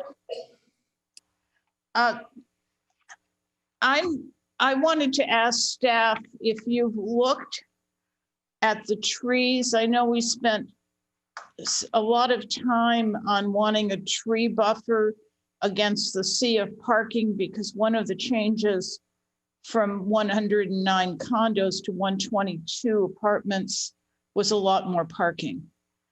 And it looks to me like they took away trees instead of adding trees. So I would have a concern about the landscape in the front. I also, the suggestion about drinking fountains didn't necessarily have to do with occupants. It had to do with the fact that this is a dog-friendly community and that the drinking fountains were really for the dogs, so that bottled water wouldn't, and I do think at some point COVID is over. People may bring their own bottled water, but I do not think bottled water is a substitute. So I'm wondering if you had looked back at that conversation, but the conversation about drinking fountains went to something else. And does the drinking fountain at the street on the plaza include a dog-friendly bowl at the bottom? In terms of the question about the landscaping in the parking area, you're correct. There is fewer planters within the interior of the parking lot. When I discussed this with the applicant, they indicated that there has been additional landscaping added to the edges of the project, as well as expanding the proposed planters that are within the interior. So they're a little bit wider. But you're correct. The total number of landscape fingers within the parking lot was reduced. But to compensate for that, they've added landscaping along the edge of the parking lot, as well as trees within that buffer edge where the main driveway is. In terms of the discussion on the drinking fountains, now that you mention it, I do recall we talked about that, and it had slipped my mind. So that's something that I'm not sure I have an answer to. So if you'd like to ask the applicant how they intend to handle that as a part of this project, I think that's a good question. And the other question is, we had not seen a drawing on the shade structures. And when I'm looking at the shade structures, I don't get a sense of the materials. They kind of feel pedestrian to me. We had seen a much more interesting shade structure earlier as a potential, and I'm wondering what that's going to look like. I do have some concerns about that. We had seen something that was, I think, more artistic as a possibility. And it wasn't set in stone, but I'm wondering, we've got a large parking lot. We don't have a walkway plan for the residents or the valet plan that they had discussed. And now it's covered with a shade structure that I'm not quite sure what the impact of it would be. So the concern we really had at the last one, and we went along with it, was the impacts of this huge parking structure. I don't know that it's completely answered. Yeah, you're correct. There was a design that had kind of varying roof heights. When you viewed it back in December, there was some variation in the top roof plane of that shade structure. So the one that's before you now is really a simplified version of that, and it's really just a continuous flat roof plane. It is a lower height because I know there were comments about the overall height being lowered from the AAC. So I believe they just created one plane for the whole roof of the carport structures, as opposed to having that varying height in those roofs. Okay, are there other questions? I think the applicant may have heard our concerns. If they're here, this isn't a presentation from the applicant. It would be answering questions. Commissioner Elenian, do you have more in the way of questions of staff? I promise this will indeed be a question. I'm curious to know with the whole bottled water stations or whatever they are, how the waste gets handled from that, what kind of generation there is, how does, and who is that open to? Is it just a residence? How does that work? You're referring to the dog park and that open space there? As I understood your description before, I didn't understand that was related just to the dog park. I thought this was specific areas throughout the property, but it's just for the dog park? No. Are these questions for the applicant or for the staff? I'm confused. Hey, we're still before the commission. We haven't asked you to speak yet. So okay. Questions of staff. Yeah, so my understanding is they would have dog waste stations throughout the residential portion, in addition to the waste station within the dog park section. I'm okay, thank you. So I have a question too, a follow-up question too. So with the public area, there is no water fountain there? Yes, one will be installed in the public plaza at the corner. For me, the question, Commissioner Irvin, was whether that's a station that both has the ability for a person to take a drink and also a dog to take a drink. Especially. Okay. And so, yeah, go ahead. And so the one that's outside, is that a bottled water station or is it a water fountain? In the public plaza, it's a water fountain. Okay. All right. So I hear what you're saying, Chair Warmick. You're saying, can they possibly have a water fountain that has access to be able to give water for the dogs, correct? Yes, and they make them. Okay, gotcha.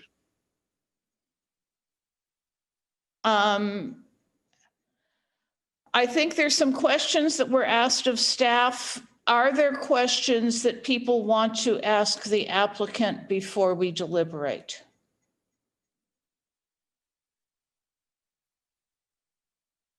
Yes, Commissioner Marucci.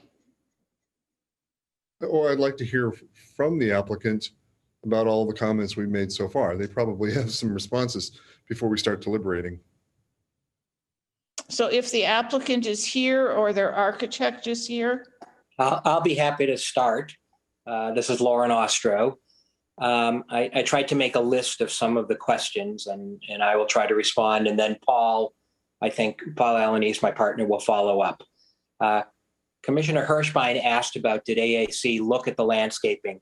David Newell unfortunately wasn't involved in the process as the planner. It was Glenn and he's on vacation. So I wanted to correct that AAC did in fact look at the landscaping. We submitted the landscaping and not in the parking area necessitated by the change in the layout of the parking, but all of the landscaping around the rest of the project they did look at. They looked at the pool. They looked at the carports. They were fine with the carport. They just wanted it less high. That was their comment, and they wanted it as streamlined as possible. There are shade trees along Tuckwitz on the dog park side, I believe. The bus stop was originally supposed to be a bus stop that we were going to create, and in the meantime, the bus company has put a bus stop there. There was no requirement ever for shading the bus stop itself, other than, you know, a roof for the bus stop, and the bus company has put that there. And so when I talked to Flynn about that, he said, well, it's no sense to have the condition when it's already been met by the bus company. The comments about the general plan, I mean, I read the general plan and I understand that there's this predisposition against gates, but this is gating a parking area as opposed to gating a neighborhood. And the general plan talks about gating neighborhoods. It's clearly designed for subdivisions. And while the commissioner talked about walking, you know, in downtown, I mean, this is a mile and something from downtown. And, you know, I don't anticipate that there's going to be a great deal of walking, you know, in this neighborhood. So I don't really, I do think that our reasons are correct. I even had to call the police because there were people already on the vacant lot trying to park on the vacant lot. And I don't know where they came from, but the police said that they would take care of that. The drinking for the dogs on the property, there was discussion. I know the chair suggested that we should have that. And of course, we're going to have that as people are walking in the back areas of the property. But it's our intent to have that through dog water bowls rather than through, and because we have a lot of staff and, you know, it's an operational issue for us as opposed to a safety issue for the dogs. It's an operational issue. And then, you know, David also referred to the fact that there's less trees in the parking area, but by expanding the size of the planting areas in the parking, C2 has advised me that we can plant larger trees that will grow and shade a great deal more than the higher number of trees that we had in the former plan. So those are my comments. I don't know, Paul, if you want to address anything else. Yes, can you hear me? This is Paul Alanis. Yes, Mayor. So I just want to point out that in the front parking area, while there are fewer islands, we have made a concerted effort to widen those islands and to expand them significantly. We actually have 500 square feet of increased landscape area in the front compared to the previous plan, albeit in fewer islands.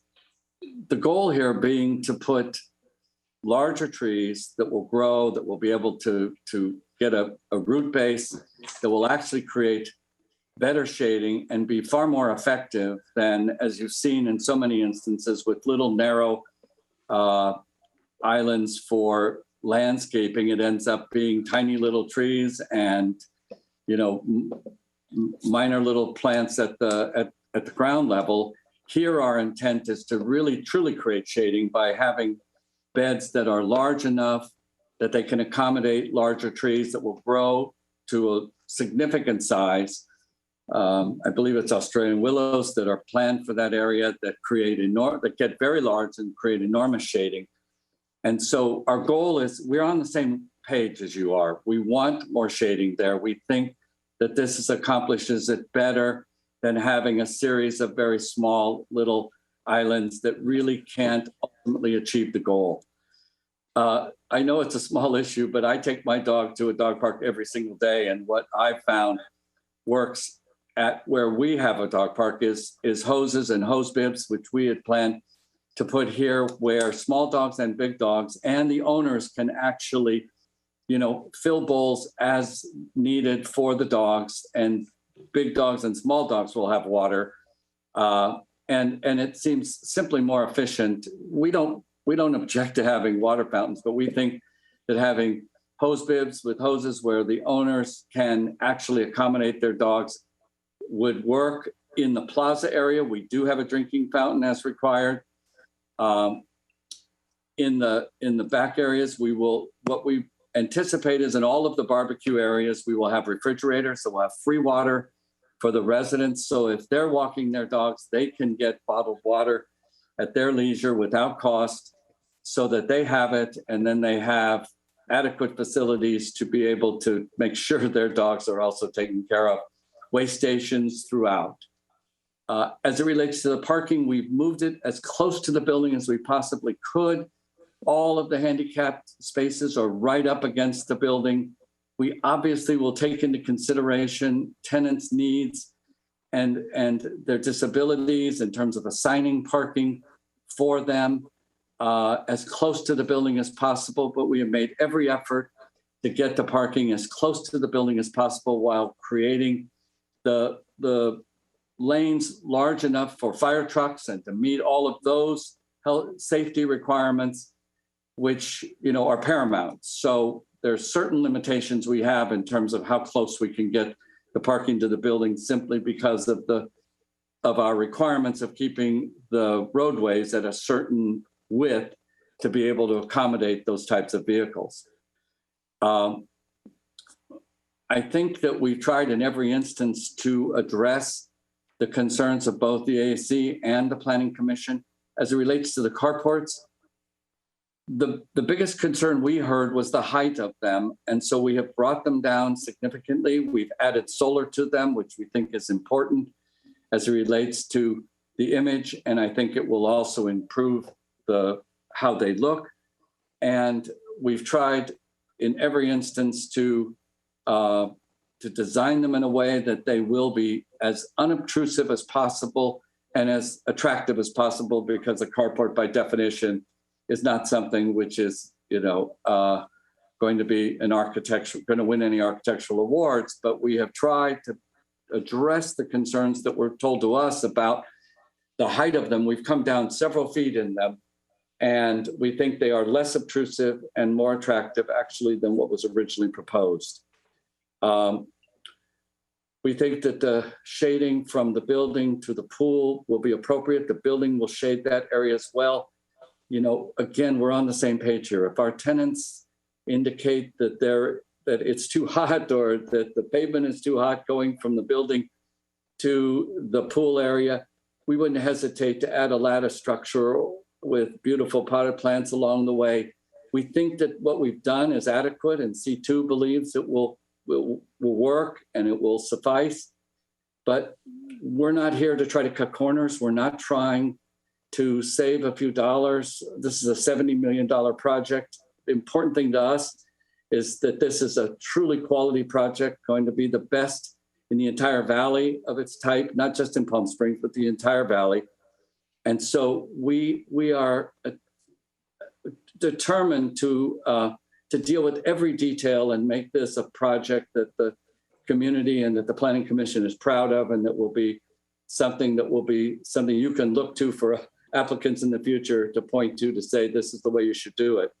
So we're certainly receptive to any comments that you may have in terms of any of these details, but we have truly tried to our best ability to address every concern. And of course, it's that old saying, everybody has an opinion. We're trying sometimes to rock in a hard place to deal with one comment that may be contradictory to another comment.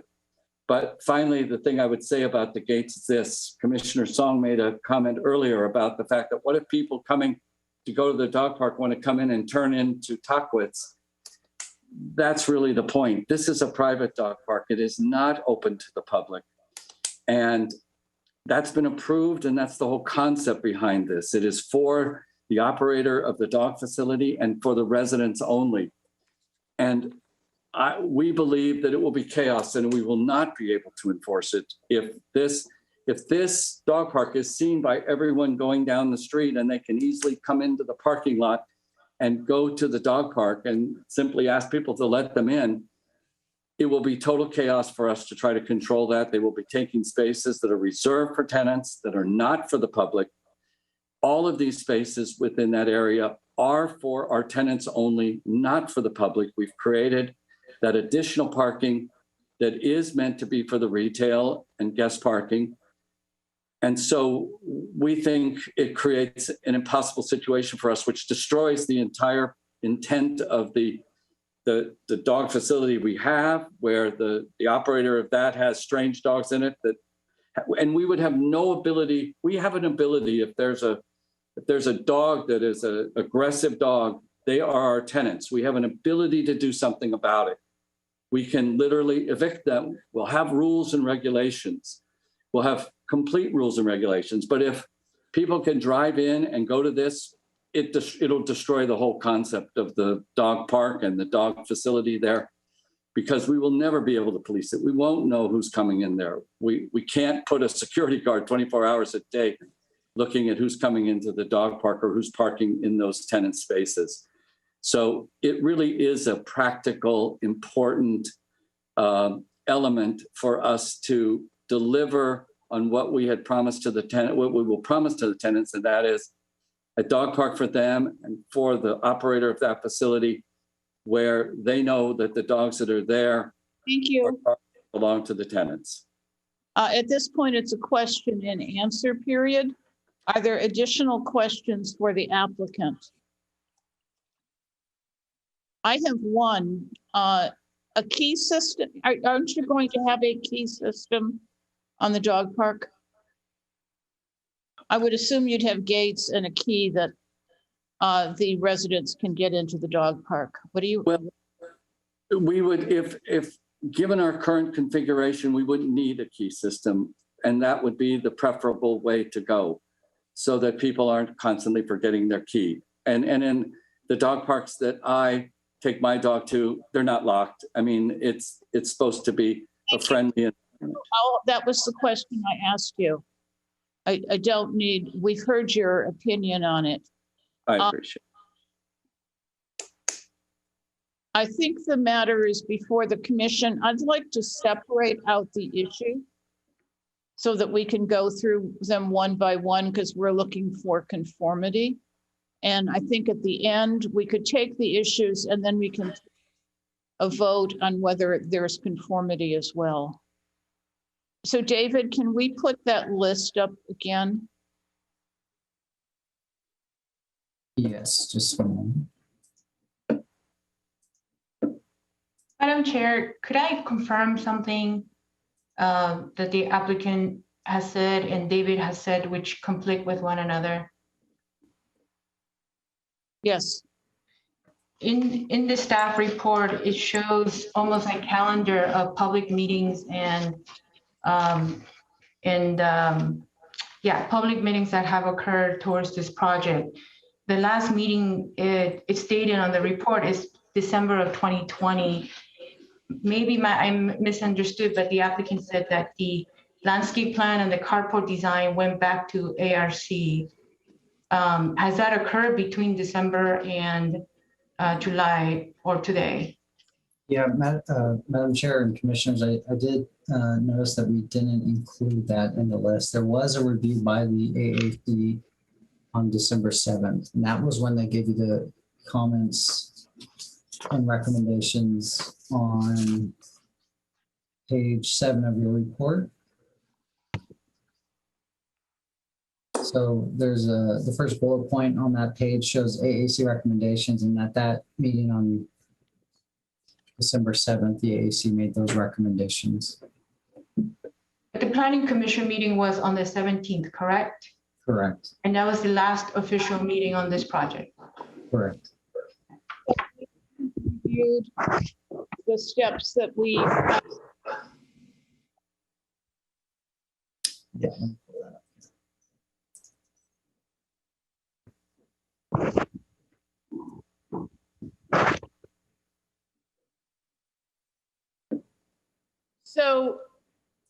palm tree, let's go through palm trees on Tockwitz.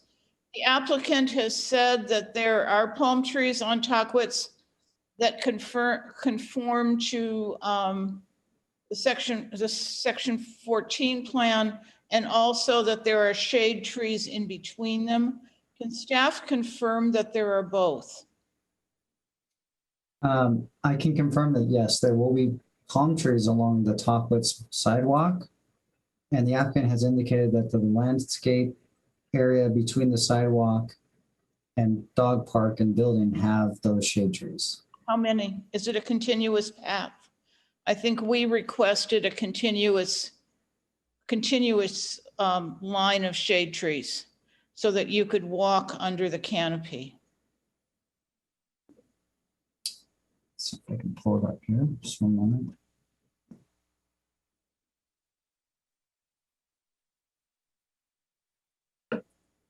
Let me pull it up.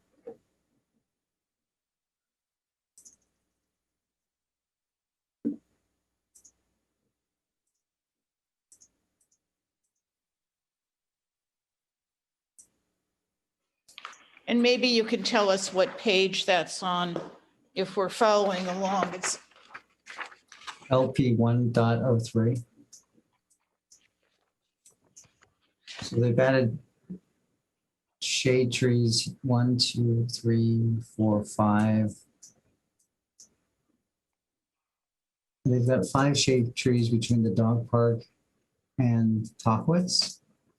And then they've got 3 between the building and Tockwitz along the street. And what's Excuse me. What are they and what's the size? These ones here are 36-inch box trees. And I'd have to pull up the reference sheet, but these are the 36-inch box ones here. There's 4 of them right here along the dog park. And what are they?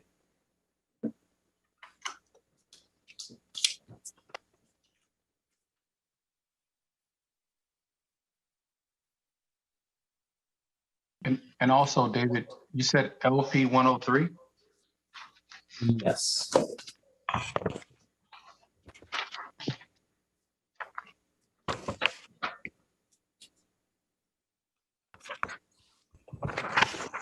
So the RHU.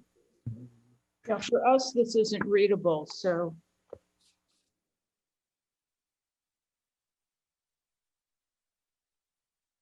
Those are African sumac. So these trees here are the African sumac.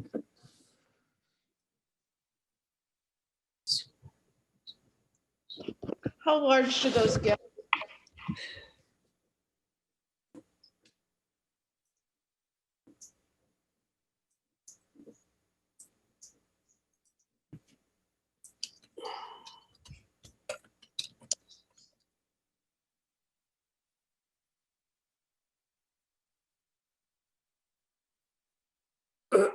Chair, can I suggest something?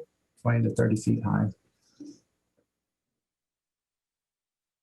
Chair, I am not very good at landscape, and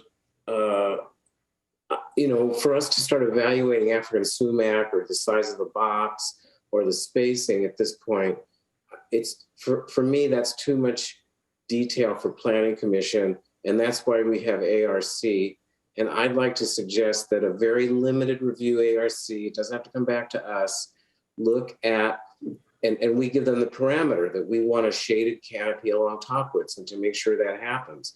And I think that's why we have an ARC to do those kind of things.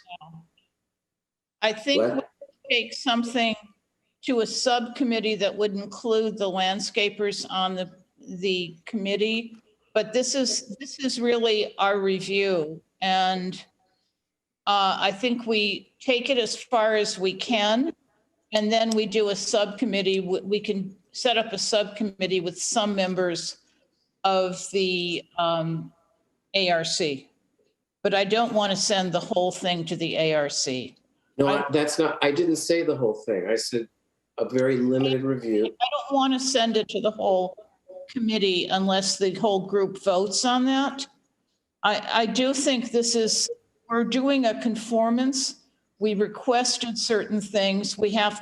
If we want to make sure that it meets those standards, I think we can set up a subcommittee of this group and the ARC that meets quickly, that doesn't require an entire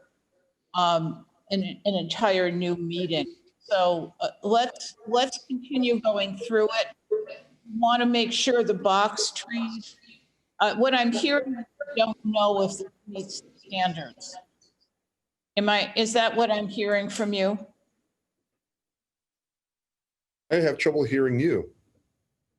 I can only do what I have my speaker on full, and I can only do what I can do with this. I'm sitting No, next. I could hear you, and my response is, I'm not able to determine whether this fulfills our requirement that this pedestrian zone along Tockwitz is provided continuous shade. I can't tell that.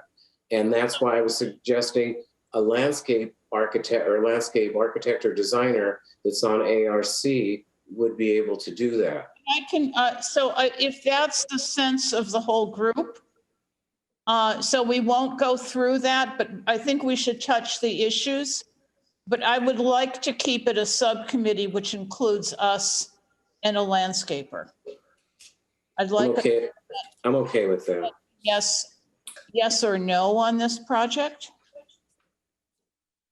So can we go to the next issue? Oh, before that, could I point out that there are no trees in front of the retail? There's only one tree in the middle, but there are no shade trees along the Tockwitz Boulevard. And we did want that, didn't we? Yes. Yes, so David, you should note that this doesn't meet that condition.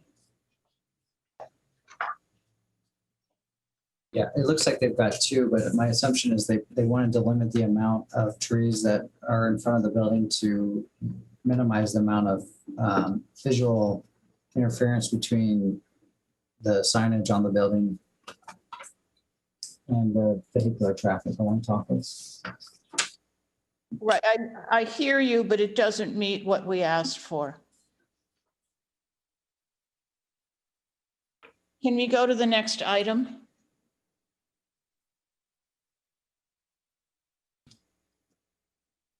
Bicycle parking inside the facility. That appears to meet the requirement. Does anybody have a problem with that?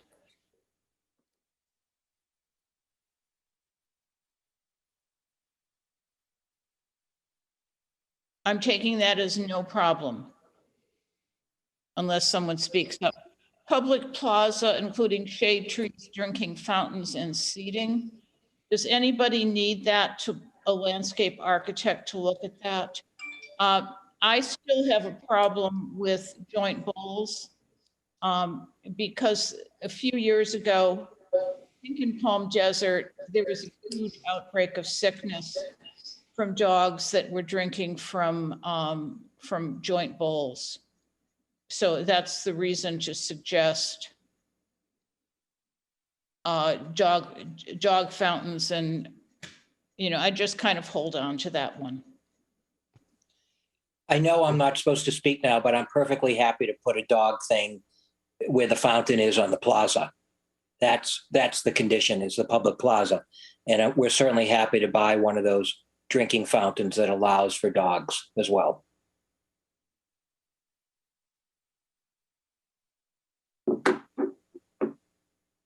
Does anybody else share my concern about drinking fountains, shared bowls for drinking fountains for dogs? I just know that I know that dogs have gotten seriously ill. Yes, I do. Okay, so I think 2 drinking fountains in the facility, someplace they can have bibs, but one on each side of the property that includes a drinking fountain for dogs. Would that, does anybody, yep. What about outside, Chair? The For the outside, public? in the public space, he just said yes. And, Okay. and so we have a yes, so that would include 3. So that would be a dual water, a Yes. fountain for, okay. And there are dual water fountains on each side of the building in the public spaces.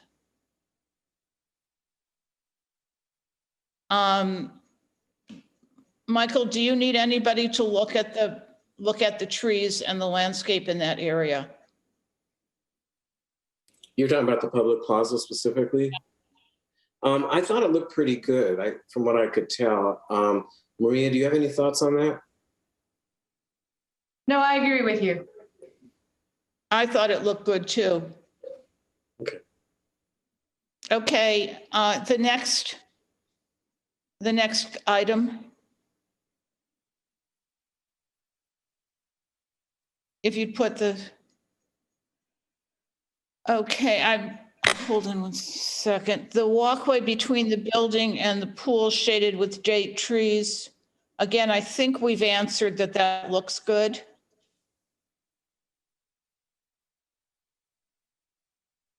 Okay, improved details on the elevations. Those look good to me. Do our architects have an issue with those? No, we don't. Okay, the last one is probably the most important one, which is the gated parking. And we've heard one comment on that. I'd like to hear from everybody here on that as to whether it's conforming. Commissioner Hirschbein. I'm going to get your name wrong. I'm sorry, new commissioner. Arlanian? It's Alain. Alain, okay.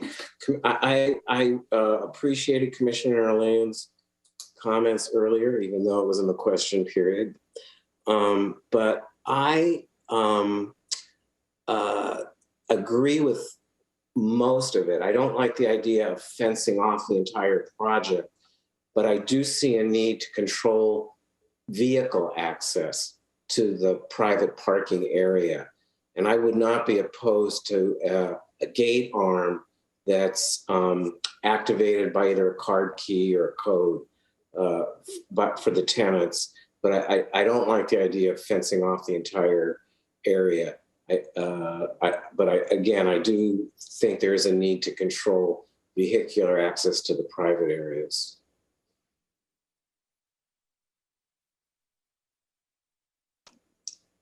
Commissioner Ervin? Yeah, so the arms sound like it would be the same thing. We want to make sure that we have flow access.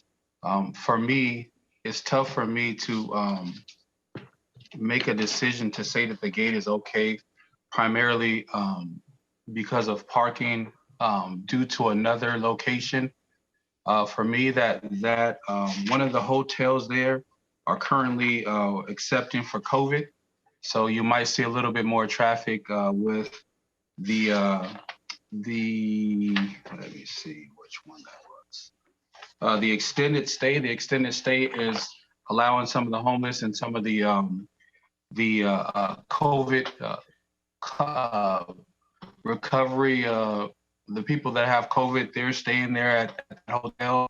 The College of the Desert campus, we have multiple lots up and down that street that would be able to support parking for that College of the Desert campus. And then I just don't see it a reason to have a gate up there. Council has also said that we don't want our city to look like other cities where we're gating everything off and keeping ourselves separated from others. A way to control maybe to help with the parking issue is maybe if we put signs up, maybe signs saying that the parking belongs to strictly as prohibited from parking there at that location could be fined. And with the comment about the dog attacks from outside stray dogs.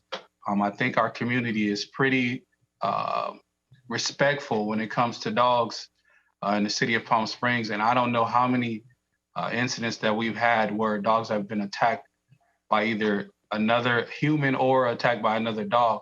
So I'm just not in support of the gate being up for many reasons, but one of the reasons being I love that the city has a flowness to it, where it's just open for everyone and you can kind of go in and out. For parking, it's just not a reason to put up a gate. It hasn't bought anything to the project, and I'm just not in support of it. Other comments on parking? Commissioner Song. Yeah, I also am in agreement with Commissioner Ayala.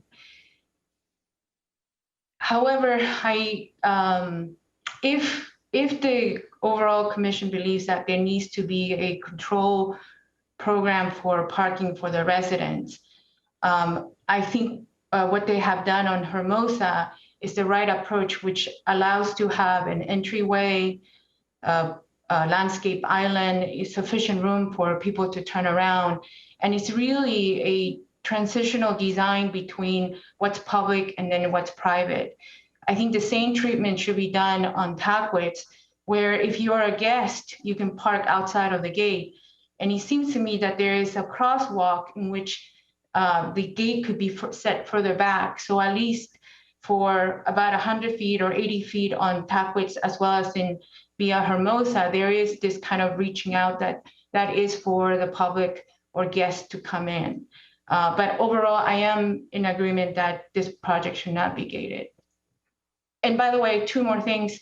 If the gates also do come in, that the gate design, by being the first introduction of the project to the vehicular entrance, should be looked at in composition with the building.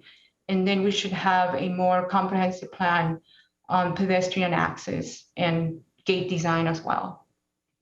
The last thing I would say is, I understand on the carport design, but having a double row continuous with carports, that's 40 feet of width of carport. That's a lot of structure. And I think from our recollection and also Chairwoman recollection of that they were varying heights, and that allows some sort of flexibility and reduce of the massiveness was what we were looking forward to. Thank you. So, Commissioner Maruzzi? Yeah, in general, I'm not in favor of gates, particularly when they're on the main road, like in Rancho Mirage. There's so many gates right on the main road, and you see them when you pass them.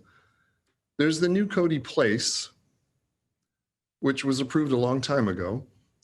It has gates now inside so that they separate the retail area, the commercial area from the residential. And I experienced it myself the other day when I drove in.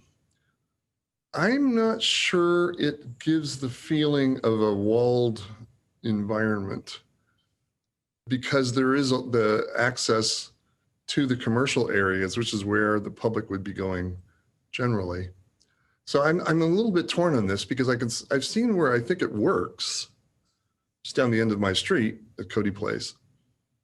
But I don't like the concept of blocking a residential area. Thing is, the road doesn't go through. It's essentially access to a parking area and a very large building.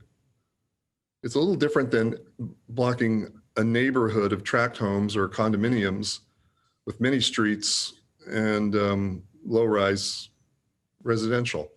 So it's, you know, and I don't know if, I don't know, maybe signs would work at the dog park parking, you know, scaring people from parking there.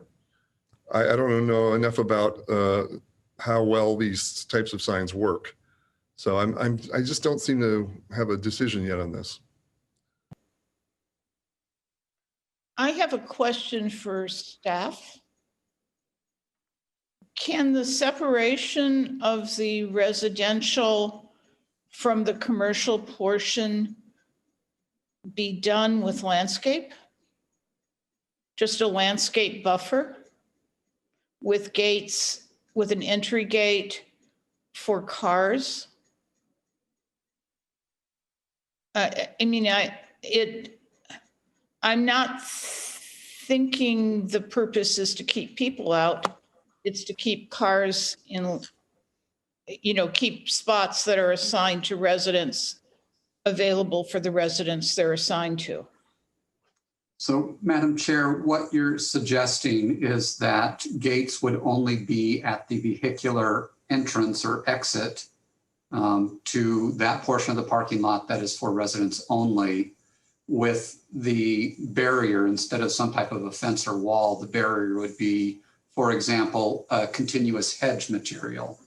Right, it would be a low hedge material, but yes, I think I think there's a reason to keep parking for residents because the spaces will be assigned and people are going to drive in and expect that they're going to be able to get into slot 27 or 28.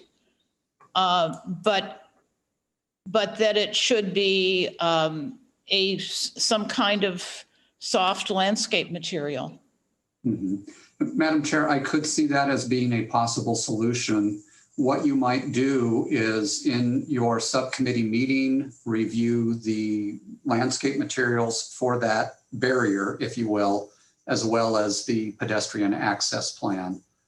So yes, that might be a possible solution to achieve the goals of the applicant while at the same time being consistent with the goals of community aesthetics and access. So I'm wondering for the other members of the commission who've been concerned on this issue, would this meet the issues that you were concerned about? Can Newell put up exactly what you're saying and show it to us?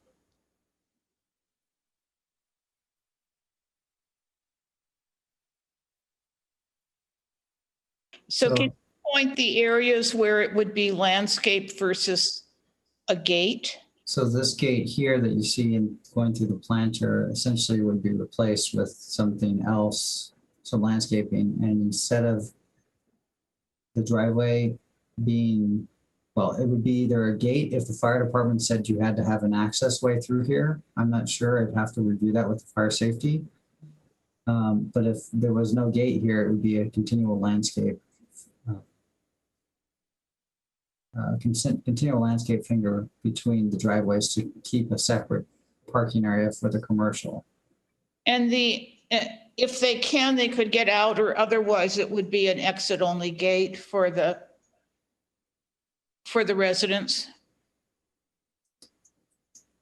Yeah, and so then this would have to be a gate so that it would still have exit only capability as well as fire entry and exit. So the question, I'm just asking if that kind of a treatment would work and it would make us still feel like we were open community.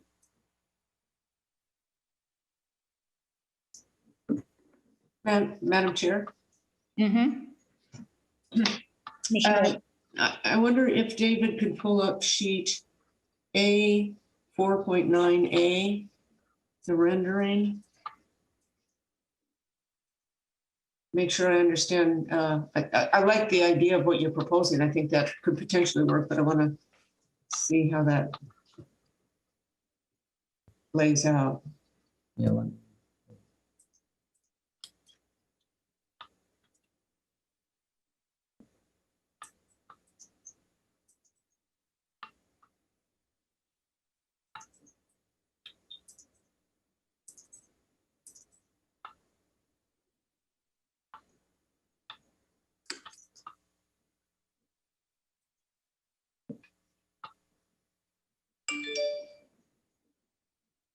I think it's the only color rendering in our package. Huh? Yes, okay. So what you're suggesting is that where we have the gates like this, that will be replaced with some sort of landscaping that was not too tall, and rework the hardscape and landscape to get some kind of visual separation, but not barrier.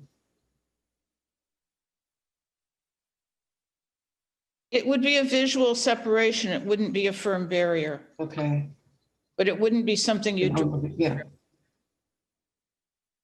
So it would discourage people from, I think that idea has good potential.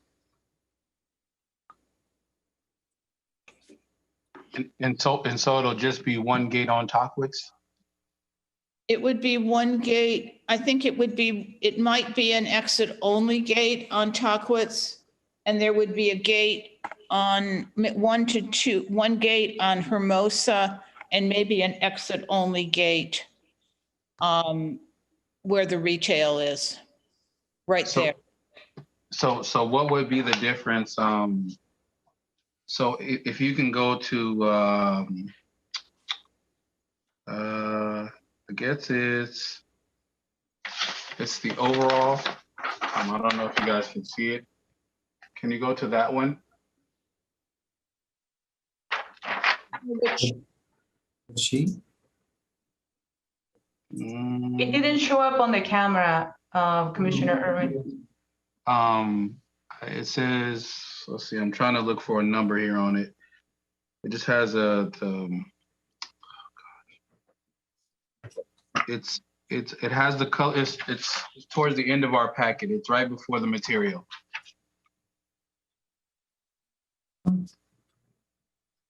Okay, keep going, David. Right there.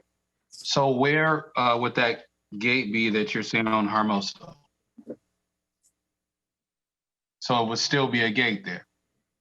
It would still be a gate, but it wouldn't be gated all the way around it. It would be soft landscape material that would create a buffer that would separate the retail from the, or separate off the resident parking from the exterior of the property.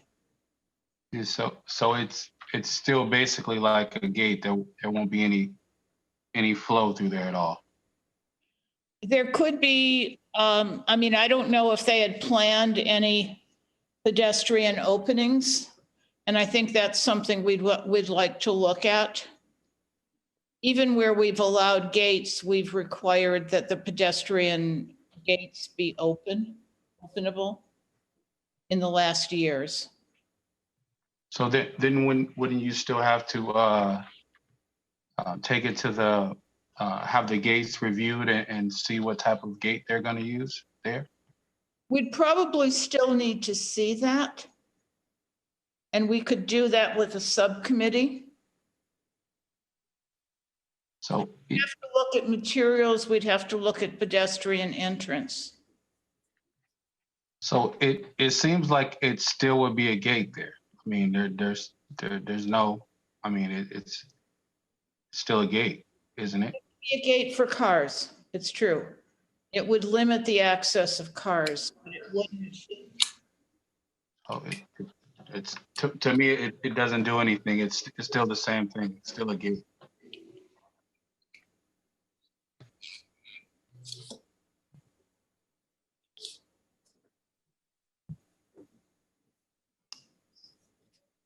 Anyone else?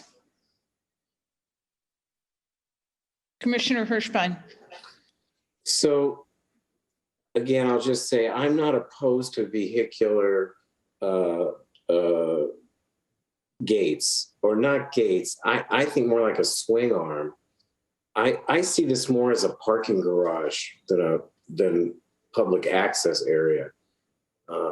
It's almost all roofed anyway. It's basically just an open air parking garage, and I don't have any issue with limiting vehicular access. And if it's not a gate, it could be a swing arm. Eliminates any visual barrier to the area if it's a pedestrian access. I would support that. If you're saying it has to be a gate, then I think it does need to go to a subcommittee. And then if it's no gate at all, then that's, all bets are off on that. So I guess those are kind of like the three options we have.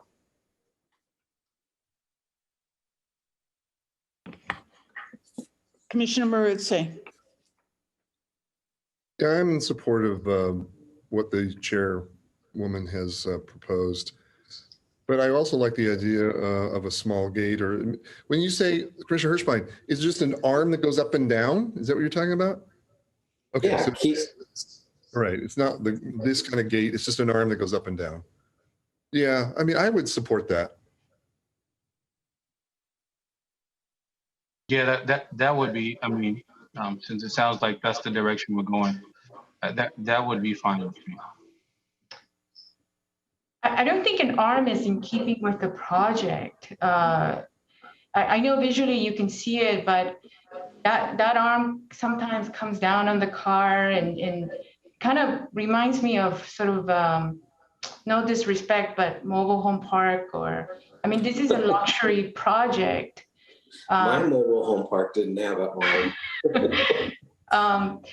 I'm appreciative of Chairwoman's solution. I mean, the idea is that it's almost like you just have gates for vehicular purpose, and then the rest is really just landscape. So we bring more green, we bring less footings, we bring less posts, we bring less steel, and that I will be in support of. I do still think that it should be set further back on Tackwitz.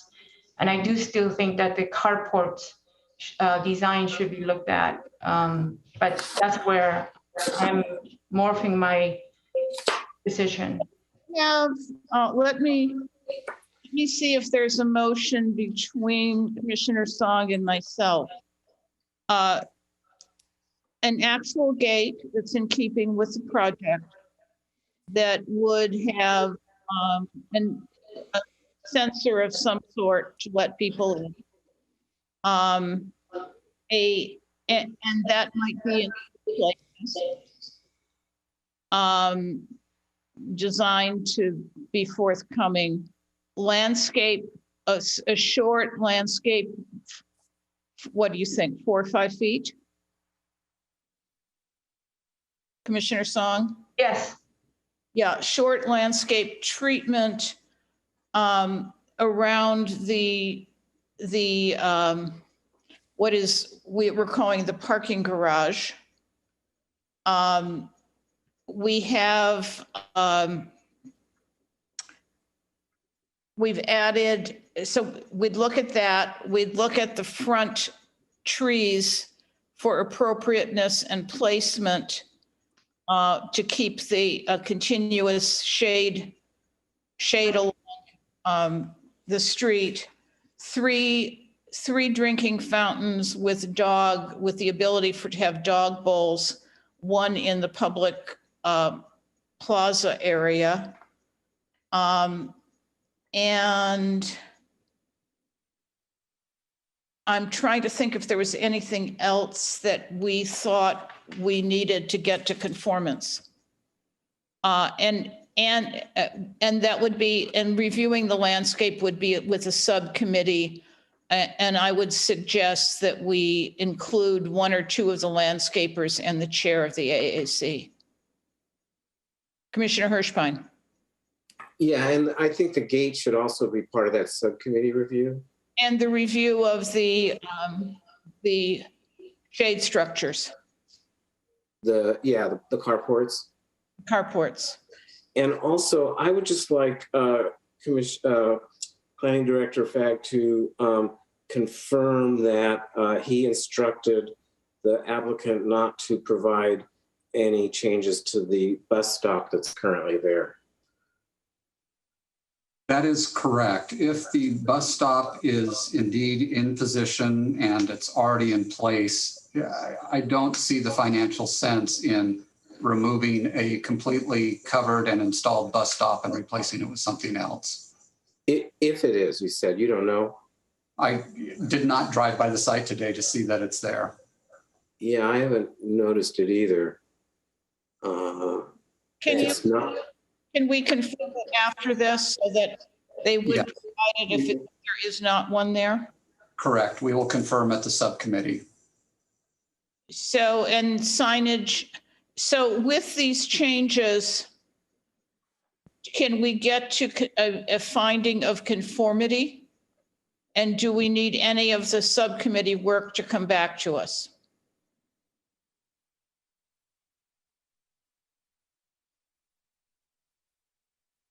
I think three of us are shaking no. I think the subcommittee should be the final stop. Okay. Does this, are there any comments on this motion? Any negative comments? Okay, let's appoint the subcommittee. How many people? I'd say 3 from us. Commissioner Lanian, would you like to be on it? I think that I'm probably not the appropriate person, which usually translates to I'm told I have no taste. I would suggest instead that Commissioner Song and other people who know pretty when they see it would be better suited. Commissioner Song, would you like to be on this subcommittee?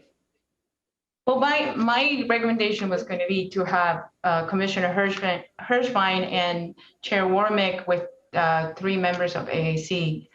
The less, the better, more efficient. That was a no. We know that recently we know she's very busy. Okay, so we have a subcommittee, 3 members of the AAC as a final stop. Can we get to a vote on conformity with these conditions? Lynn, do you agree that we can get to a vote on conformity with these conditions? Madam Chair, could you just repeat that? I lost part of your audio. One of the questions I had is, do you feel like we can get to a vote of conformity with these conditions? Yes, I do believe that you can. And I think before we take the vote, I'd like to hear from Mr. Ostro, if you have any strong objections to what we're doing. No, I do not. Good. Okay, can we call the vote, please? Madam Chair, who was the second on that motion? I was.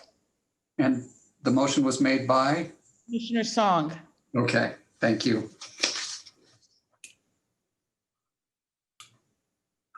Commissioner Song, Yes.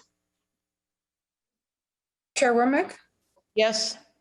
Vice Chair Maruzzi, Yes. Commissioner Hirschbein, Yes. Commissioner Irvin, Can I get the I was having a problem with my audio. What was the motion? Lynn, would you like to repeat the motion, or David? Yeah, so we have the motion as the project is, the final development plan is in conformity with the preliminary development plan, subject to 6 conditions. The first being that the gate be designed in keeping with the project at vehicle access points only, that there be no perimeter gates within the parking area. Aside from that, but instead a 4 to 5 foot high planter or plant materials could be used instead.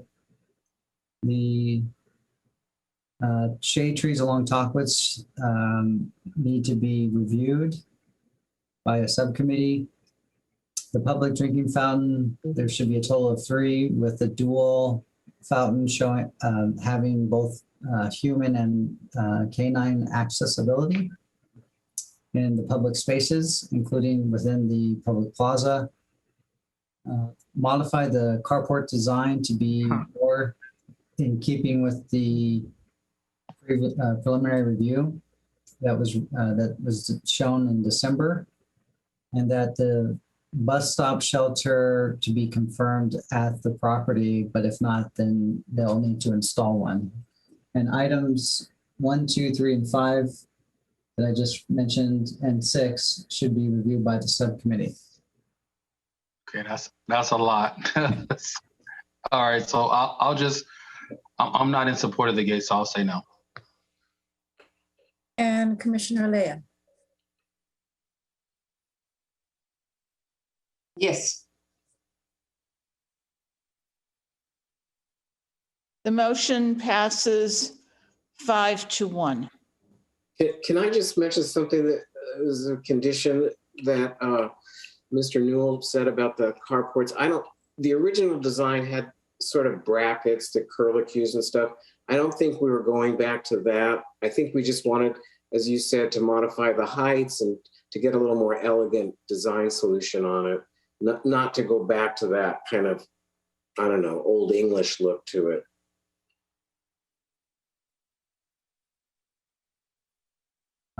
Correct. That's what I understand. There was a curvilinear design that was removed from the project. So the design that you reviewed in December, let's see if I have it here quickly, had more of a, as I said, a varying height on the roof lines. There were flat roofs with more of a simple design.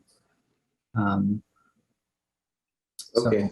Yeah. Okay, that's fine. I just wanted to make sure it wasn't that original. I understand the direction. Okay, so with that clarification, this is passed 5-1.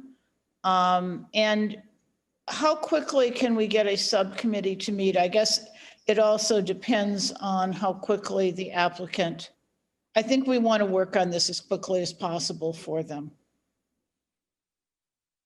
Staff is available to put the subcommittee together. We will consult with Mr. Ostro in terms of the time frame for them to make the minor revisions in the drawings that the subcommittee can review. Thank you. Okay, moving right along to a discussion item. And possibly before we get to this, Flynn, can we take 6B first to make sure we get to that? Yes, Madam Chair, we can go ahead and take that item first if you would like to do so.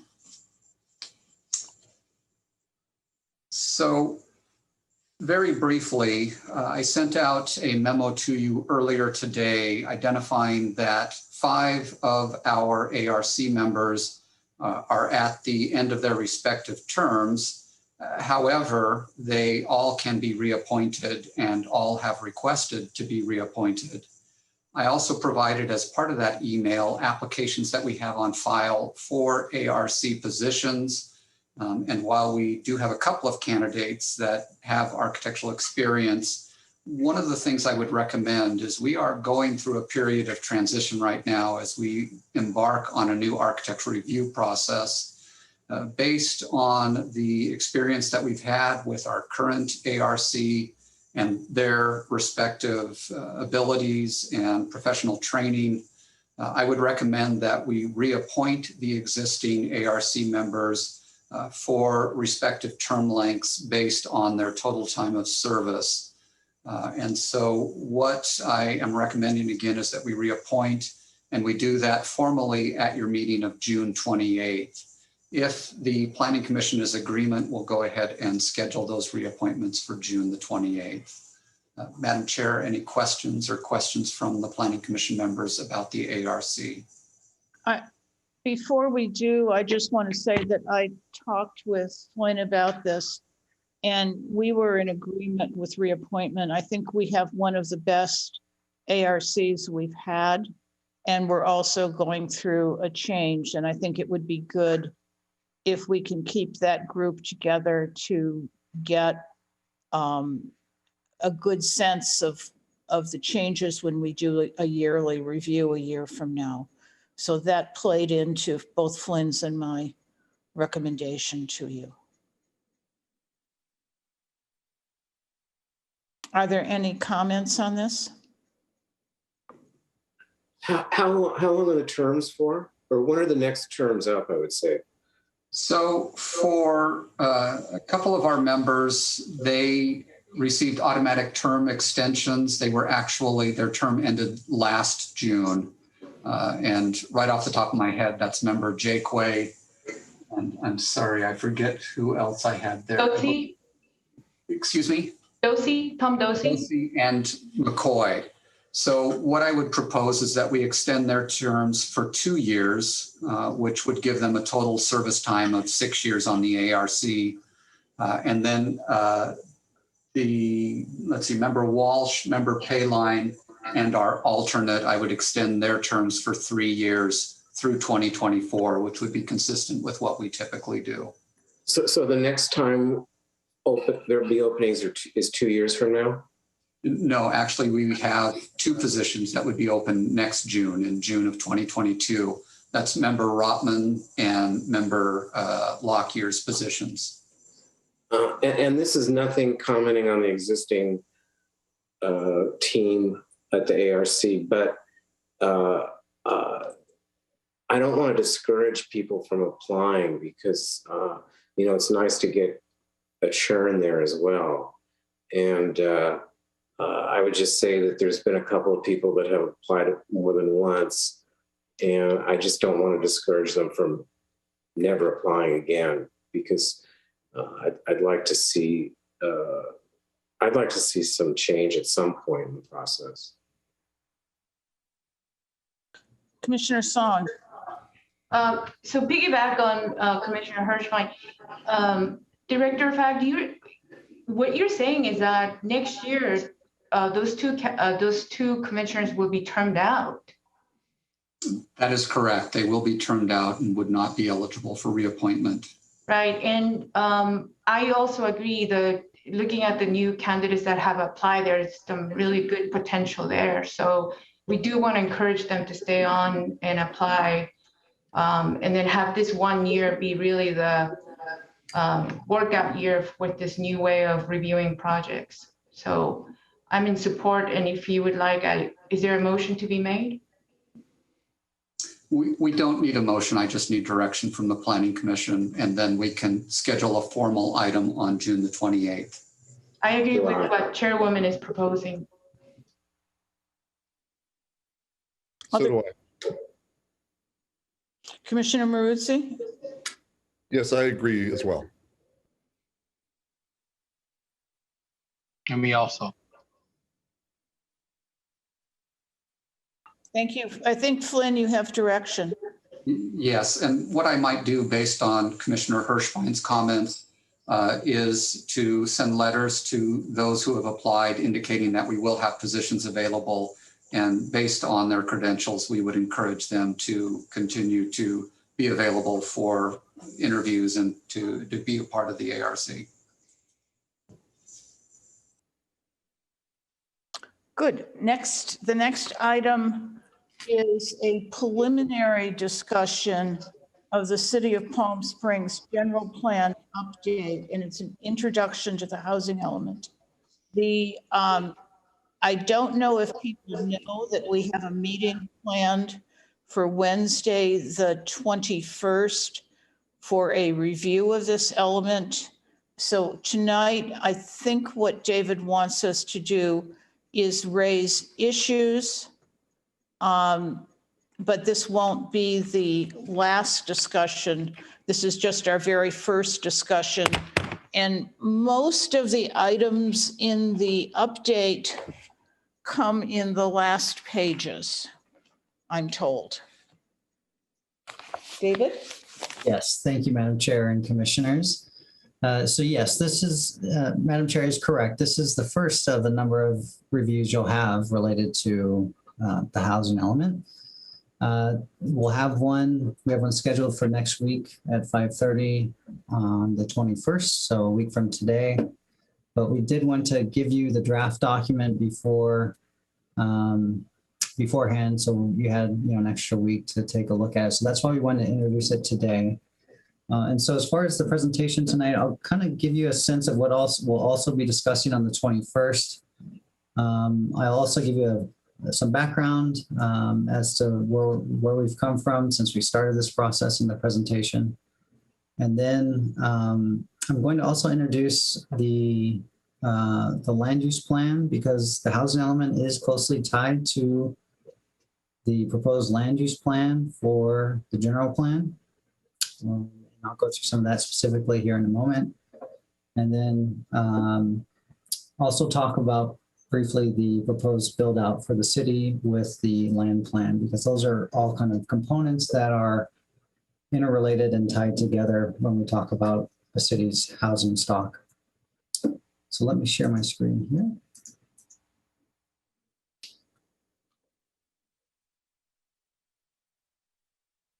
So yeah, as I said, I'd like to just go through where we're at with the general plan update.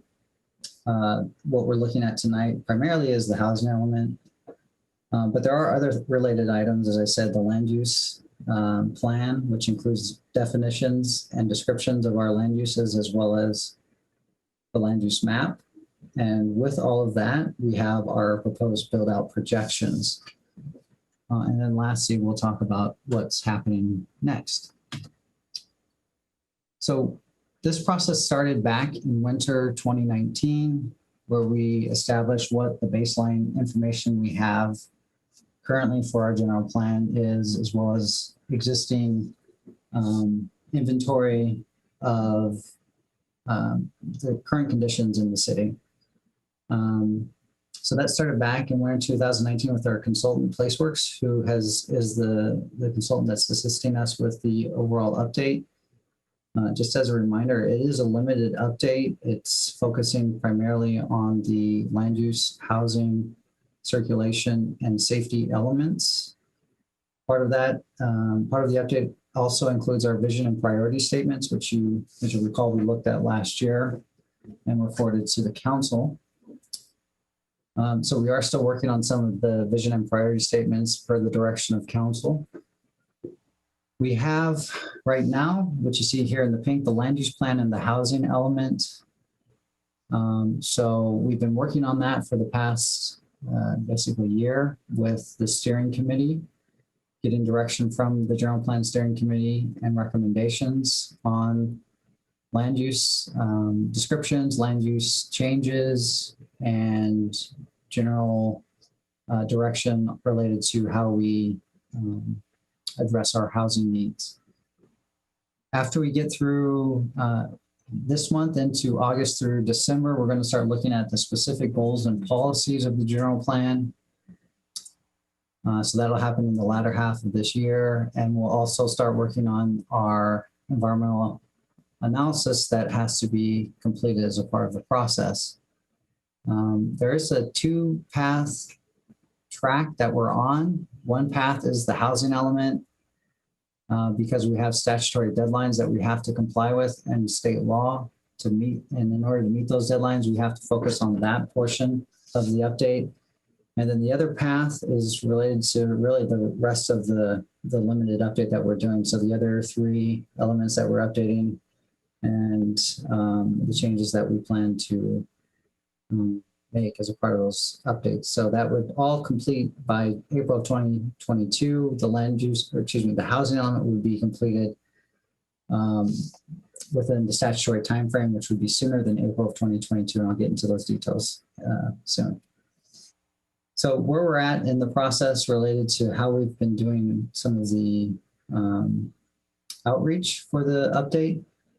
We started with a public workshop back in February of 2020. So that was right before the pandemic and the shutdown. Luckily, we were able to have that in-person meeting and get some feedback on the vision and priorities, as well as each of the chapters of the general plan. We've had a couple of surveys earlier last year. And then we've had the general plan steering committee who's been giving us direction on revisions to the vision and priorities, as well as you'll recall, the Planning Commission and Council during July through September last year. We've had our steering committee give us recommendations on revising the land use plan and land use descriptions. And then we've been doing some additional outreach related to the vision and priority statements over the past 6-7 months. And then we've had some supplemental outreach, as you'll recall, last month in various locations throughout the community to get additional input on housing and environmental justice topics. So just to give you a sense with the housing element specifically, we had we met with our housing subcommittee, the Affordable Housing Subcommittee of the council. We've gotten direction from the steering committee at meetings 4 and 5 related to how the approach that we were planning to utilize for addressing some of our housing needs and the strategy to address our regional housing needs allocation. We've circled back with the housing subcommittee again, and as well as with now the planning commission and ultimately council will be submitting to the state for review, as well as completing the environmental review that goes along with the housing element. Ultimately, we had hoped to have it adopted by October of this year, but there is a grace period of 120 days. So if we are not able to adopt it by October, which I don't think we will be able to, we do have some leeway there. So as I said, this is what you see here in the middle is Planning Commission and City Council review is kind of where we're at, just to go through the approach that we have in the housing element and get any feedback from the commission and council that we should be getting before we submit to the Housing and Community Development Department with the state. They have a 60-day review period, and then they'll submit it back to us for making changes if we have to, or if they think it's great, then we would just bring it to Planning Commission and Council for hearing. But I don't suspect that will be the case. I think the state is going to be taking a scrutinizing look at housing elements this time around. So in terms of the basics in the housing element, we have a number of requirements in state law that we have to include in our housing element, and those really address housing supply, quality of the housing, affordability, the fair housing. Do we have, are we addressing fair housing needs? And we, as I'm sure you've been reading through it, there's a number of topics that we look at as a part of each of these issues. We inventory our current housing. We look at what affordable housing we have and how we can preserve those affordable housing units. We look at the quantity of housing and quality of housing. So the document is very comprehensive in terms of how the city, how the city's housing stock is existing currently, as well as how we plan to address future housing needs. As I mentioned, we do have to have it reviewed by the Department of Housing and Community Development. And as I mentioned, October 15th is the adoption deadline, but there is a 120-day grace period. So again, we have a number of topics that we address in our housing element related to our needs, the constraints that we have as it relates to housing, what are the barriers that we have. We inventory land.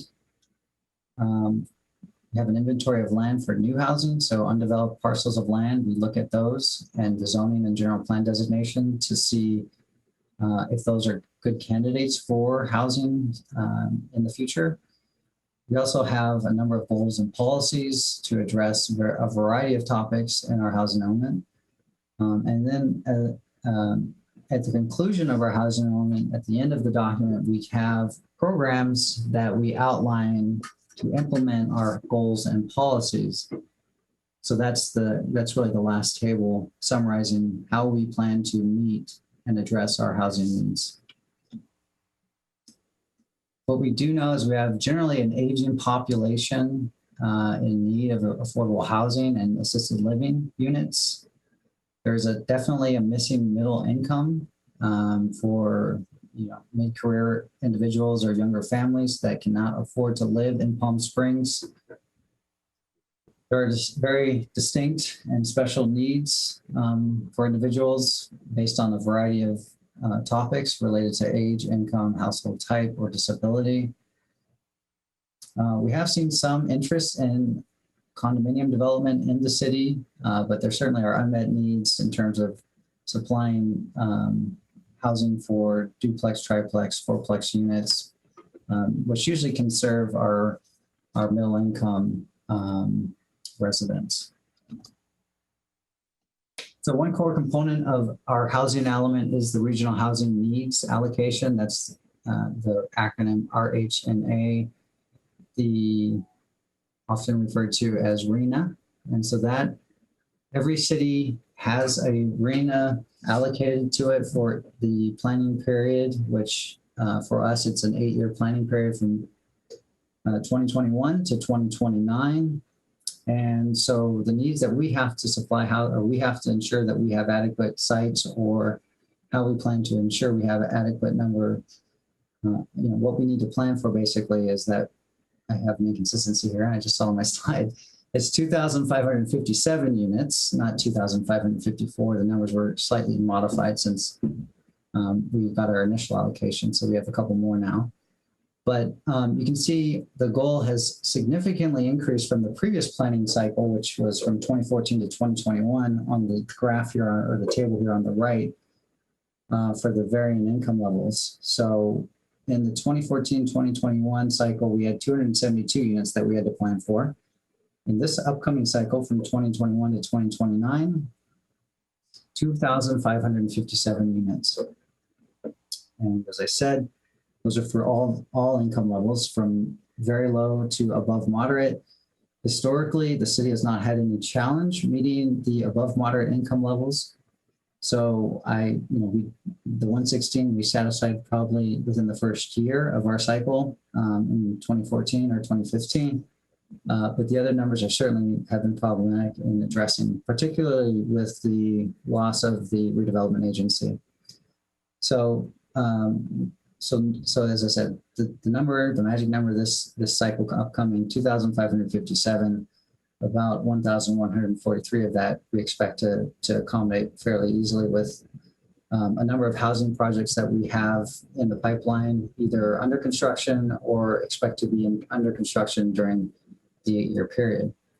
It's important to note that we are not required to build the housing units, but the city would get credits for RHNA for new units. That's really anytime there's a housing unit built and we issue an occupancy permit for that unit, the city gets a credit depending on the income level it serves for those units. So every year we submit an annual progress report to show how we're meeting our numbers in terms of the progress towards that. And the state does like to see that we have a buffer above this 2,557 unit count to ensure that, as sites may be developed, particularly in the moderate to lower incomes, that if those sites are developed with above moderate income levels, we can still have adequate sites to accommodate some of the lower or moderate income levels. So in the housing element that we have before you, we do have a buffer to accommodate more than what you see here. At least that's the plan in our land plan. But generally, the remaining unmet RHNA is addressed by zoning for adequate sites. So that usually can happen if you have enough undeveloped land that is zoned properly for housing. And generally, you don't have to do general plan amendment or make changes to the general plan. So this is the table from our proposed housing element that was included in as your materials for the meeting tonight. We have a number of projects that are approved that will provide a good chunk of housing units for the 8-year period. We expect that we will also achieve some of the lower or moderate income housing affordability levels through accessory dwelling units, as well as currently vacant zoned sites that can accommodate housing that is typically apartment or multifamily. And then we have a plan to rezone a couple of sites and redesignate those sites to higher density to also achieve some lower and moderate income levels. And so in table 331, we list all of those sites that we plan to use to accommodate these numbers. So you can see there's a remaining need. We've got this buffer to hopefully get us, to make sure that we still build the number of units that we need to for the varying income levels. This is a map in the document that shows each of the sites within table 331. So the sites that I'll mention, I'll go through here in a moment later in the presentation. Site 17 is proposed as a vacant site for change. David, is that map interactive so we can open those sites up? Yeah, this map is one from the actual document, but yeah, I can give the commission a link to show you where the changes are located. That would be really good. Yeah. Yeah, we have that online. We have it as a part of a survey that we offered to, we're asking the public to give us input on as a part of the community workshop that we had last night. So the link that I'll send to you and give to you it's on psgeneralplan.com. It's on actually the front page of it, but I can certainly send it to the commission so you can see the proposed changes and see what changes specifically as you zoom into these areas, what is being proposed. So site 17 is proposed for a change, but this is also, as you'll know, part of the undeveloped land that surrounds James L. Jesse Desert Highland Community Center. And this site is proposed to be high density residential. The whole site currently is a school designation. So the proposed land use plan shows this as both medium density residential around the park space and then high density here along Indian. And so that's kind of the change. There's also a small portion that we're looking at for neighborhood commercial near the corner of Tramview and Indian. And then the other location that we're looking at to help us achieve some of the housing unit counts is over off of Via Olivera, south of Racket Club, between Palm Canyon and Indian Canyon. Currently, this has I believe, mixed use designation, and we're changing that. We're looking to change that to high density residential. And so that's a number of undeveloped parcels south of the Mykonos Hotel. So the city's approach to addressing our housing needs, looking at vacant sites that have the appropriate infrastructure and services, those sites being sites that are zoned appropriately for higher density or medium density residential, particularly for those that are serving the lower or moderate income levels. We're looking at ADUs. The city has a history of ADUs being built more recently in more recent years that these numbers we have seen ADUs have been increasing. So in the past several years, with state law changes, we've updated the city's ordinance to reflect consistency with state law. And so, that really allows for and encourages single family property owners to develop ADUs within their residence or on their property. So with those changes and basically incentivizing ADUs as a part of single family zoning, we have seen an increase in ADUs. So the state does accept ADUs as meeting some of the lower or moderate income levels housing needs for cities. So that would be a strategy that we have looked at and will be using to accommodate that, as you saw in the previous table that showed the ADUs as meeting some of those numbers.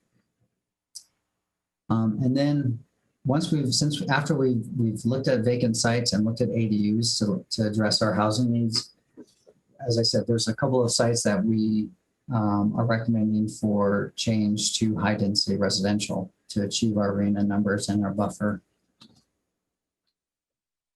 Part of the outreach efforts that we wanted to do with the housing element was to have our neighborhood listening sessions, and we got direction from council to do this. So these sessions had a mixture of attendance. Some had as few as 5 or 6, and another one had up to about 40 or 45. But we got really good input from the neighborhoods and kind of got a better sense as to what the obstacles have been for housing and accessing quality and affordable housing. We heard that there was high costs for rental housing, lack of affordable housing, substandard housing conditions. There's been concerns with rent increases. Some property owners have been difficult with their tenants, and difficulty obtaining home ownership for some of the people in attendance. And then there were some issues that we heard about credit scores for rental housing being problematic. So all of this helps us, when we look at the policies and programs for our general plan and how we address our housing needs. So in terms of where we're at in the process, we need to submit our housing element to the state, ideally at the end of this month, but potentially as late as the first week of next month, because they need a 60-day review period to review the housing element. And we hope they'll be done in 60 days so that we can continue our work on the housing element and address the comments that they have for us. But we still have to, ensure that we're adhering to the statutory deadlines. So we first put the draft housing element for public review on July 8th. We are reviewing it with you tonight as well as on the 21st to get your comments, and then we'll have a review with the City Council on July 22nd with the intention of submitting the document by July 30th. We'll get the second, we'll submit the second drafts to HCD in October, and then come back to Planning Commission and Council for public hearings with the final housing element in January. And so that, again, that falls within the 120-day grace period that the state allows. So as I mentioned, with the housing element is the land use plan that is closely interrelated to that document. So as a part of that, we wanted to introduce the land use definitions and descriptions that we're looking at as a part of revising the general plan, or as a part of a revision to the general plan. When it comes to the definitions and descriptions, first and foremost, when we embarked on this process, the Plan Development District was really a big component of us updating the general plan, particularly as it related to the ad hoc committee addressing the PDD ordinance. They made recommendations back to council in July, and they directed that the PDD process be more in line with what was originally envisioned by the general plan. So we've made changes to the land use element when it had with specific updates to that, to those descriptions, and the current ordinance that we have. We've also looked at some of the issues related to consistency in our zoning. Historically, we have had hotel uses and residential uses permitted in our R3 districts. So we didn't want to make those uses incompatible with the MDR designation, because that, so we looked at how we could ensure that the medium density residential designation could also incorporate that, but also ensure that it is compatible with our existing neighborhoods. So that's another text change that I'm just kind of briefly going over here. We also wanted to streamline some of how we're permitting residential in certain designations. So in both the tourist resort commercial designation, as well as the central business district and mixed use designations, we're looking at specific changes to remove the PDD requirement in those designations and permit residential, particularly residential that meets our or that helps get us to addressing our affordable housing needs. So we looked at ways to incentivize that. So we have made some changes there relative to the description of those designations to really incentivize housing, especially the affordable housing types that we need. And then we also made a change to we also recommended a change to the small hotel resort, the small hotel designation to be to ensure that the historic hotels and inns that we have in these designations could continue, because we have seen that with the change that we did in 2007 with this designation, that these units, or excuse me, this designation scaled down the density from what was historically in those neighborhoods. So we want to make sure that those that are historic, or those that have that history of maybe a density that was higher on the property, could remain and continue. And we don't want to make those properties non-conforming. So we've looked at a way to address that as a part of an update to the definition of small hotel designation.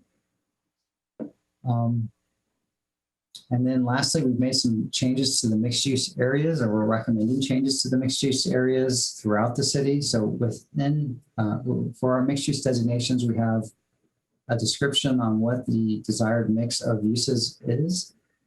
And so based on how projects, or how each of these areas has changed in the past 15 years, we wanted to ensure that those were updated and reflect the desire of each specific area. So for example, in the mixed use area on South Palm Canyon and Sunny Dunes and Mesquite, that mixed use designation area has seen a number of changes. Cody Place is being developed. We have the lawn project at the old Rock Garden Cafe site that's being developed. So we've seen a larger mix of residential. So we're looking at, so what we've done is we're looking at how that each of these areas has changed, and looking at how, what the mix is, what it was in 2007 and how it is today, and what we would like to see moving forward. So you'll get a for each of the land use description, definitions, and changes, you'll see as a part of the packet that goes out this week, a copy of all of these changes. So this is kind of a higher level overview, but the specific definition for each of these is going to be part of your materials that you'll get tomorrow night. And as part of the land use changes for the land use plan, as I said, the general plan update started off as an administrative update to address and refine some of the alignments that we have for our natural features. So while you see a number of the green and off green colors here in the mountain areas, there's no real change to those land uses. It's really to show that parcels have changed in those areas, or we have better imagery than we had back in 2007. And so we can see where the mountain areas or the Matoa slope areas align better with the cone areas in some cases. And so what we've done is we've cleaned up some of those lines. We've made them more consistent with the terrain. And these aren't changes to make them a different use per se. It's really to align them with the appropriate alignments that need to be corrected. We also made changes to reflect changes to streets, vacated streets. For instance, where you see the large color near the airport on the south side of the airport, that is not a new designation. It's really to show that that street is now gone and is now part of the parcel lines adjacent to it. So that's a change that we've corrected. And then in some cases, we looked at the density of existing uses and made some changes to reflect what is existing on the ground. So for example, there's some areas where density along North Indian Canyon is currently a higher density. So we're just really trying to make it sure that we're not making properties non-conforming, but rather that they are conforming with our general plan designations.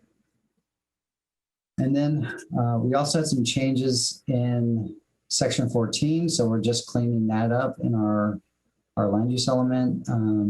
Those were approved back in 2014 when we did an update to the section 14 plan.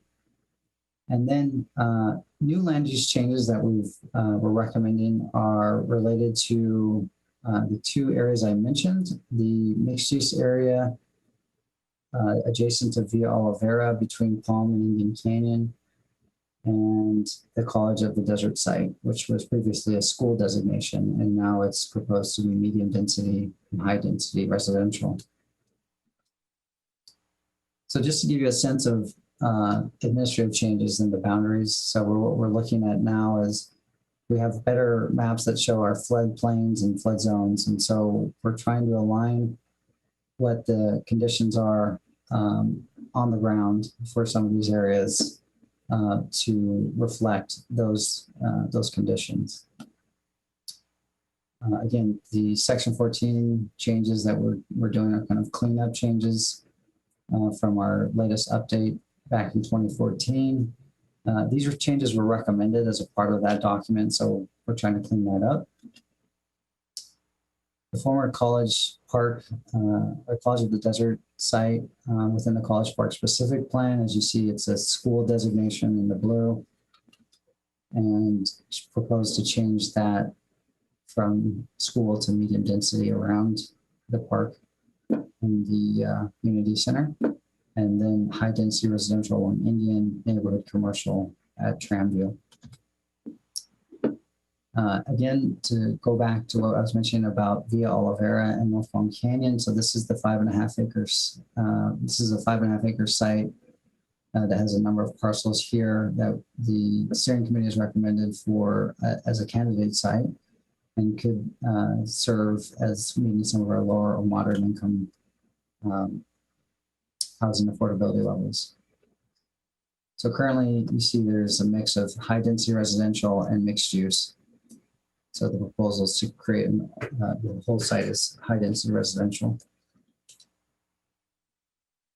And again, this would help us satisfy the arena numbers that we have to achieve. So we've had a few other requests that are not part of the land plan at this time. 3 requests specifically that we will be discussing further on the 21st. But there's a request from property owner off of the 10 and Whitewater Tipton Road area to revert back to industrial designation. And then there's the Bel Air Greens golf course that is requested to change the open space designation to low density residential and modify our circulation plan relative to Mesquite Avenue. And then lastly, we have a request from members of the Desert Highland community who would like to see some changes relative to land uses along Indian, changing those from neighborhood commercial to mixed use and medium density residential, as well as some changes to our R1 districts within that neighborhood to an RGA 6 designation, or zone, I should say. So I sent the commission a comment letter that we received related to that. That'll also be in the materials that you get tomorrow night with the agenda that we send out. So now that once we have our land use plan, we have to create build out projections, because the build out projections, they help us analyze what is the capacity of the city? How can we plan for roads, water, parks, recreation, as well as other infrastructure and services? We have to identify our development projections and in our general plan, and we use them to analyze the potential impacts in our environmental analysis. So again, this is kind of a general overview. You'll get the specific build out analysis as a part of the materials tomorrow night.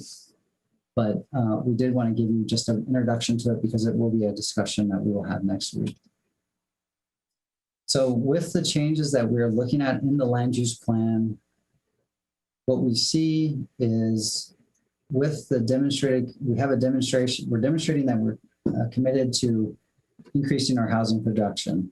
As I said, we're looking at ways to incentivize housing in our tourist resort commercial designation, looking at revisions and the ratios for the different uses in the mixed use areas. We have a transition of the College of the Desert site to generally residential, medium, and high designations. But that results in a trade-off and a minor decrease in our non-residential square footages. And that also translates into a reduction in total jobs that the city could potentially have when we look at all of the land uses. The changes also are looking at how we have an increase in ADU production. And with how we're meeting the state requirements for our housing element. There is a state law, SB 330, that says as of 2018, you should not downzone any residential properties. So that is something that we have to ensure we are abiding by. We would not have any issue with our proposed land use plan with the state law. So in terms of the build out, what we looked at, we have our existing conditions. And so that's based on what we have from the county, the Riverside County in terms of parcel data, the Department of Finance as it relates to our population, Southern California Association of Governments, and US Census Bureau. So we have what we understand as our current and existing conditions on the ground. So what we know is that we have roughly 35,000 units, housing units in the city currently, with a total of 23,197 households. And so that's about a 65% occupancy rate. Certainly there are people who own homes in Palm Springs that don't live here, so they occupy other homes and other locations, and so they may not identify this as their primary household. We have a population currently of about 46,000 people and a total non-residential square footage of 20.4 million square feet, which translates to about 28,531 jobs. And that's based on formulas that we use to, from what we understand are best practices for each of the different land uses. Our current 2007 general plan shows that we have a capacity of 51,000 housing units. In the event that 95% of the units were occupied, that would translate to 48,500, roughly 500 households and a total population of 94,000. So that was what we established in 2007. And in our commercial and industrial designations, we have 34.3 million approximately square feet and potential for 56,000 jobs. In the land use plan that we have before you as a part of our proposed residential, commercial, industrial areas, that would result in a slight increase in housing units and population. As you can see here, a few thousand more housing units, a few thousand more in population or as households, and about 6,000 more in total population. Our current household size is roughly 2 for Palm Springs. So you can see if with 52,000 households that, it's just under 2, about 107,000 potential population. There's also, as I mentioned, a minor decrease in non-residential square footage with some of the changes we've looked at relative to increasing housing, as well as a minor decrease in jobs. So we've covered a lot. I know we initially gave you the housing element, but we definitely wanted to make sure that you got a sense of what we will also be talking about next week relative to our housing element and our land use plan. because it informs the projections and the build out of the city. So those are really the points that I wanted to cover.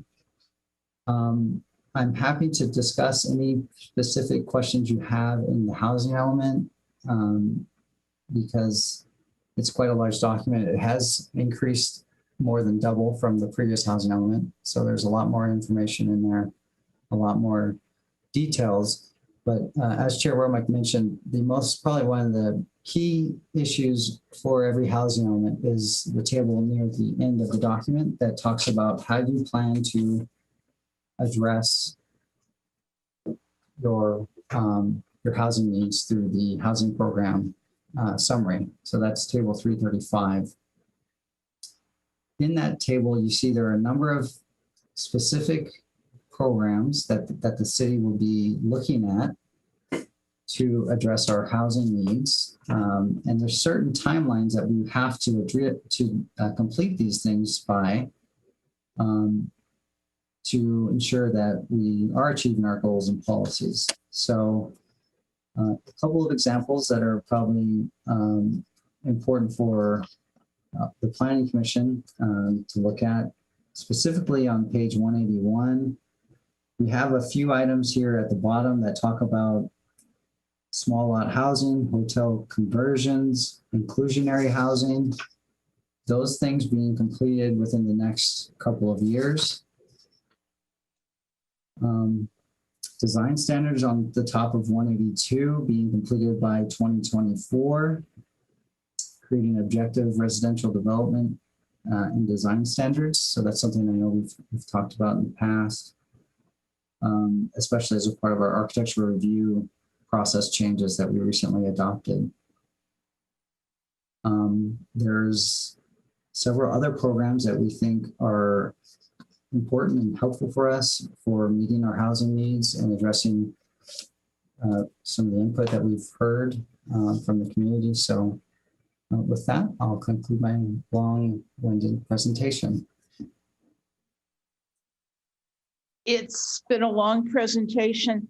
I think what we wanted to get was some of, possibly on this document, some of your comments, things you'd like addressed. And what I can tell you is you should look at the goals and policies and the implementation. Most of this is, a lot of this is new. It's not been seen by anybody else yet, except it's been given to the public. But I don't know actually how much of it comes from the old housing element, but I think there are a lot of guesses toward policies, goals, policies, and implementation. So I think people should, if you've read it, if you have concerns, if you could raise them now so we could make sure they get discussed next week. And is there anyone who can't attend next week? Oh, good. So we'll all be here again. It's too bad we can't go. What time on July 21st is it? 5:30. 5:30. I haven't had a chance to look at all of it, but I just had two comments on ADUs. I sent out a article a while back on some cities have pre-approved designs, so it doesn't actually go through building department or planning commission. It's sort of a by right, and I guess these different contractors get that approved. Is that something that would be reflected in the general plan, or is that just too specific for the general plan? I think there are policies on ADUs and you should read them. It looks like a lot of what you're looking at may already have been implemented. Okay. And then the other one had to do with parking requirements. And I know council's directed staff to look at parking requirements. And I know parking in medium or higher density developments contributes a lot of cost to a unit. So I think that needs to be taken into account as well. Other comments? Commissioner Song. Yeah, it's just more of a confirmation that I was wrong. Over the last 5 years, there has been projects where they were zoned as R2 and they became, PD applications for dense single-family homes, but they are not really up to the density of R2. But according, David, to your presentation, we still have a good proportion amount of R2 zoning in the general plan. It seems like it. So, and as you're proposing new potential areas, it doesn't look like we're not replacing enough land use areas to, to diminish R2. So I'm looking for a confirmation that I am understanding the right thing, that through this general plan, that there will be plenty of potential for R2 or R3 zones and opportunities for density housing. So we still have a number of properties that are undeveloped that are R2. When we look at the R2 zone, historically that has been a 15 dwelling unit per acre maximum. Our R3 districts have been a 30 dwelling unit per acre maximum. So the sites that we're looking at for the higher density residential would be our R3 districts, and then the medium density would be the R2 districts. The PDD process, as you may recall, when we made a lot of the changes to our PDD ordinance, we established a new R1 district that allowed 5,000 square foot lots. So that, that doesn't quite get us there to 15 to the acre. But so that's something that we also have as a program, is to look at our small lot ordinance and see if, ongoing, if we need to make changes to that, or if there's refinements that we should consider to encourage a more dense single family district. But I'm not sure if I answered your question. That's kind of the background on it. I think we should go into that question more. I don't think it needs to be answered tonight. Let's put it down as one of the things we look at. I agree with Michael on parking. I think that 1.75 per unit discourages 3-bedroom apartments, and that we need to, if we're going to have any large family apartments built, we need to look at those parking requirements. And to me, the meat of this is really the goals and priorities. I think it's missing a whole section on trailer parks. Trailer parks turn out to be our largest source of affordable housing. It's our only rent-controlled stock. And we've had tiny houses built into them, but we have no goals towards seeing any more built. And we have at least one of the, one trailer park that's in absolutely horrible condition. And we have no goals toward improving those so that we can maintain them. So I think trailer parks are something that's missing. I also think that the definition, the inclusionary, the goals on inclusionary, we should really have our group be reviewing how we might incentivize ADUs in new single-family developments. We should look at off-site apartment construction. We should look at in lieu fees as well as requirements for percentages, so that we explore all of the various options to be able to generate some additional additional affordable housing out of the new developments that are entitled. And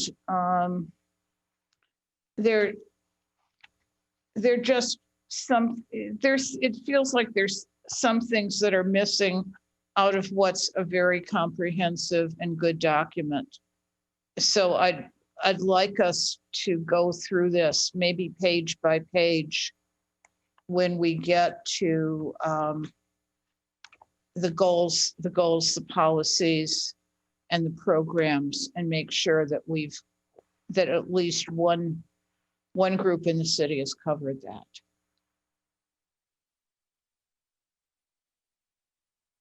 Commissioner Marizzi.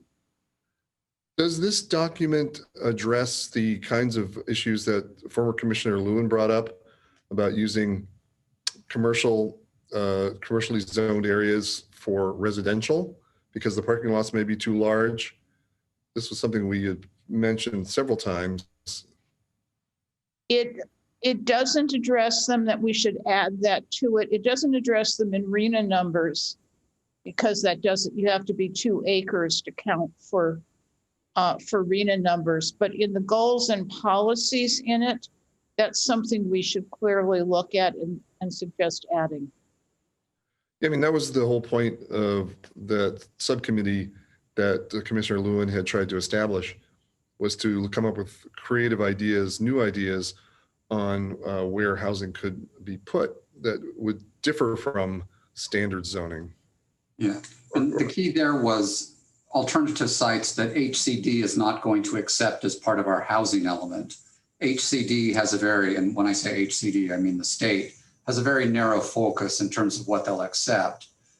They won't accept, for example, mixed use development as achieving your housing numbers for the most part.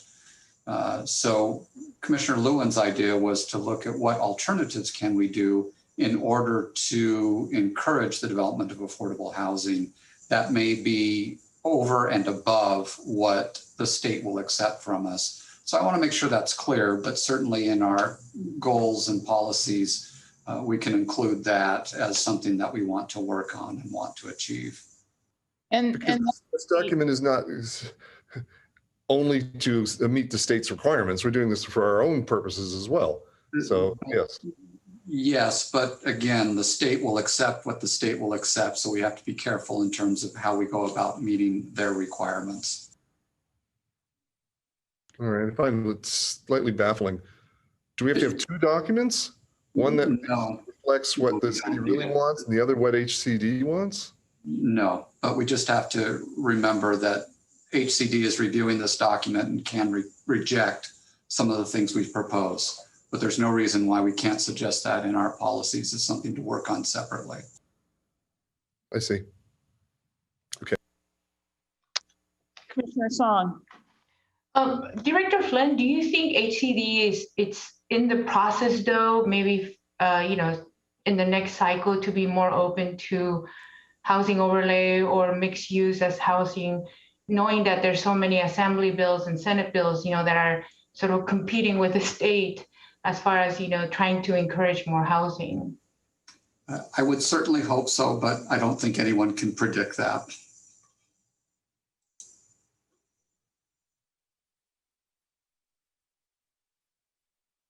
Let me just ask, for mixed use, in downtown Los Angeles, you have a lot of former commercial buildings that have been converted into dwelling units with the ground floors remaining commercial. So none of those units that were converted to apartments and or buildings that have not yet done so would count? They would help us certainly in meeting a potential moderate or above moderate generally, unless they were specifically designated for some of the lower income levels. But yeah, again, I think the concern is that there is kind of HCD has a general recommendation in terms of how cities achieve their RENA numbers, and mixed use is a great idea, but when someone comes in and builds something other than residential in that district, maybe a commercial project or an industrial project, whatever it might be, that's why they generally discourage mixed use designations from achieving the moderate to lower income levels. David, don't they count, if you end up, say, with a low income unit in a mixed use building, that would count towards your RHNA numbers and your yearly totals, but it wouldn't count toward your having land available for RHNA numbers. Am I correct? That's correct. So looking at our own goals and policies, we can take a look at those things as the more creative ways we may end up with more affordable housing. The other thing that I think isn't emphasized enough in this, and it's not going toward the state, is how do we get more rental housing built? Because rental housing tends to maybe help at least at the middle slice and get to a middle income person. So I think goals and policies in that regard would also be good.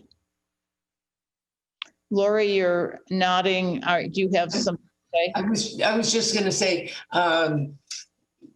rental housing, including apartments. That's especially, I think, key to be able to reach, to provide housing that is affordable, not necessarily covenant and deed restricted affordable housing, but housing that is affordable. And I think it's important to find ways to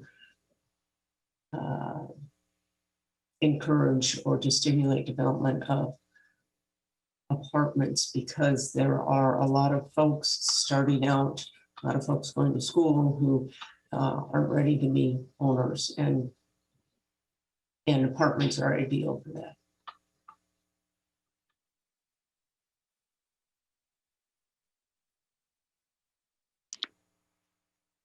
When people read it, it's very well written.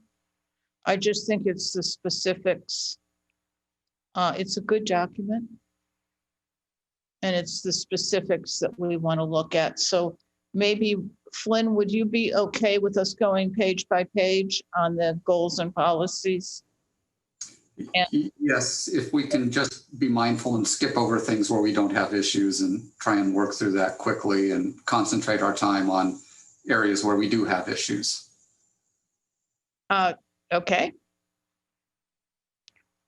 So we all have our homework. Madam Chair, Commissioner Ervin. Oh, I'm sorry. I didn't see your hand.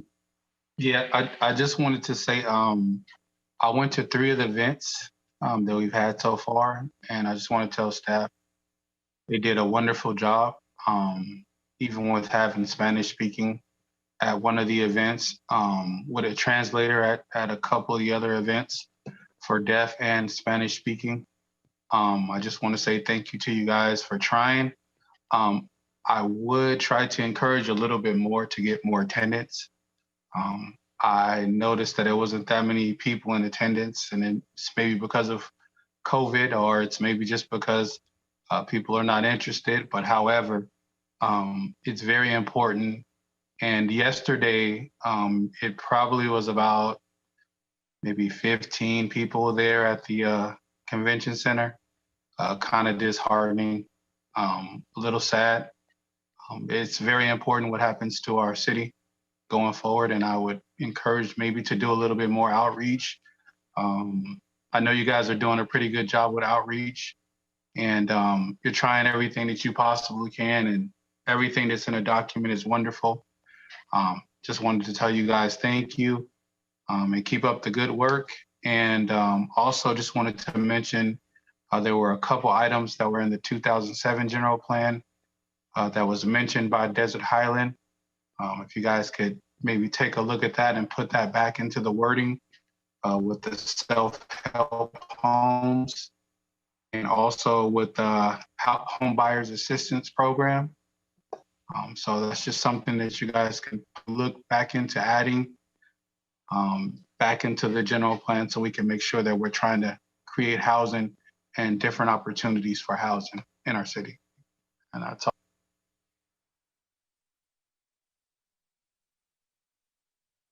Any other comments? There being none, is this enough direction, David?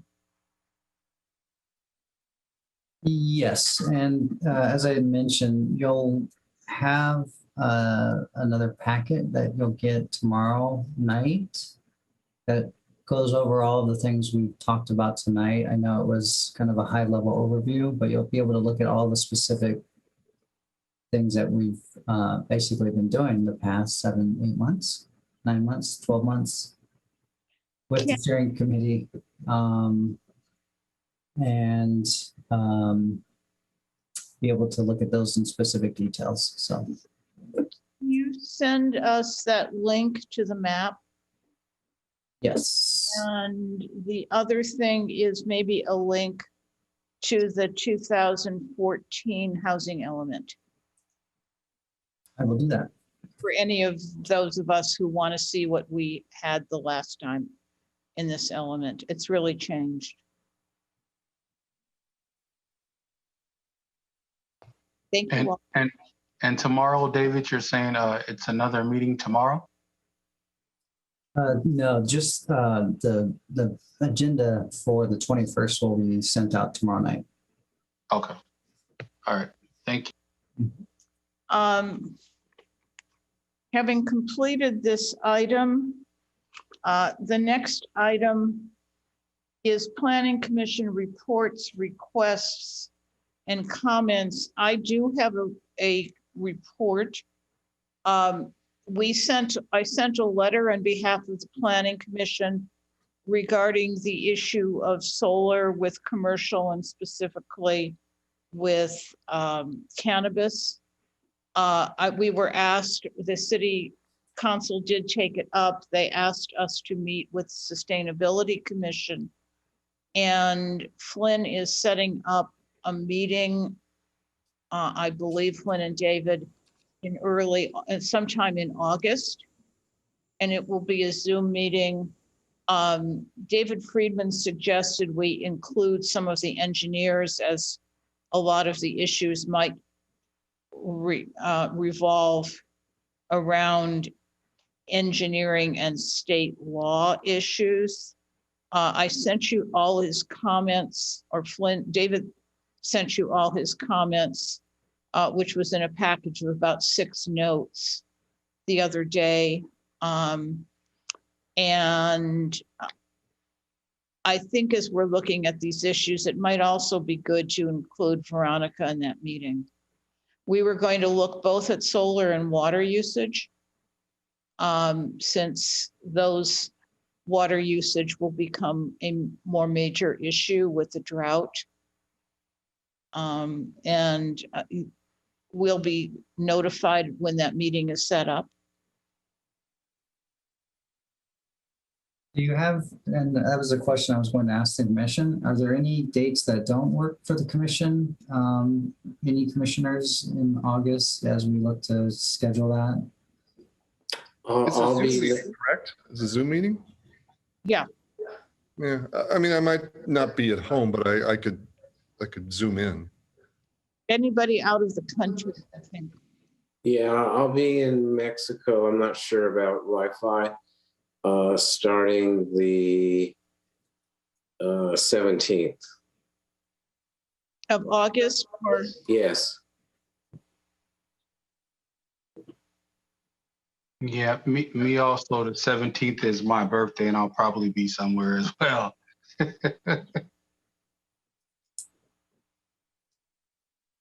Okay. And just so we look at, related to that, as we look at our September meeting, we have a conflict on the 8th, which is the normal time we would schedule the Planning Commission meeting. So will you be back on September 1st from your vacations? If not, we would have it on the 15th of September.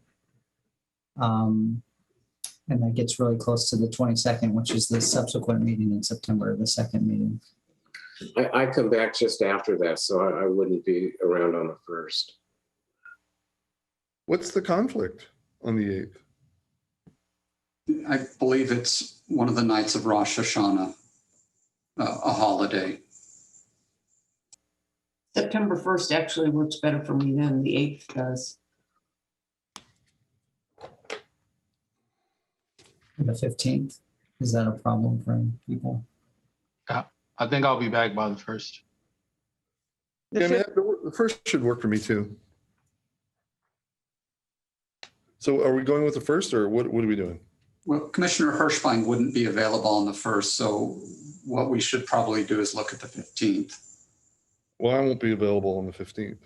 No. Where are you? When are you out of the country? I'm not, me? Yeah. No, I won't be out of the country. It's just that I will be in Los Angeles trying to get my Italian passport. It's very strange, but the appointment's very late in the day and hey, they're Italian. So who knows how long that'll take. So I couldn't guarantee that I would be able to come to the meeting. I mean, I could hopefully Zoom in, but I have to find a quiet place.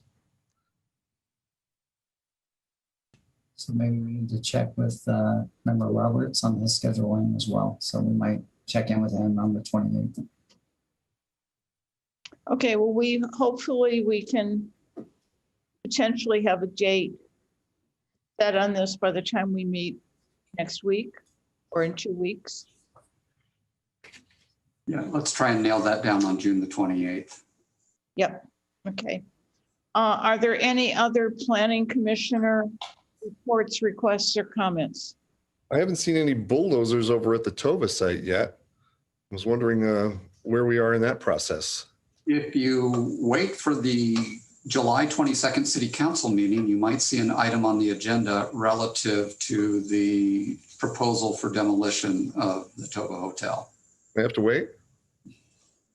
The staff report will be published tomorrow. I see, so I have to wait till tomorrow. Lynn, any chance that could be converted to housing?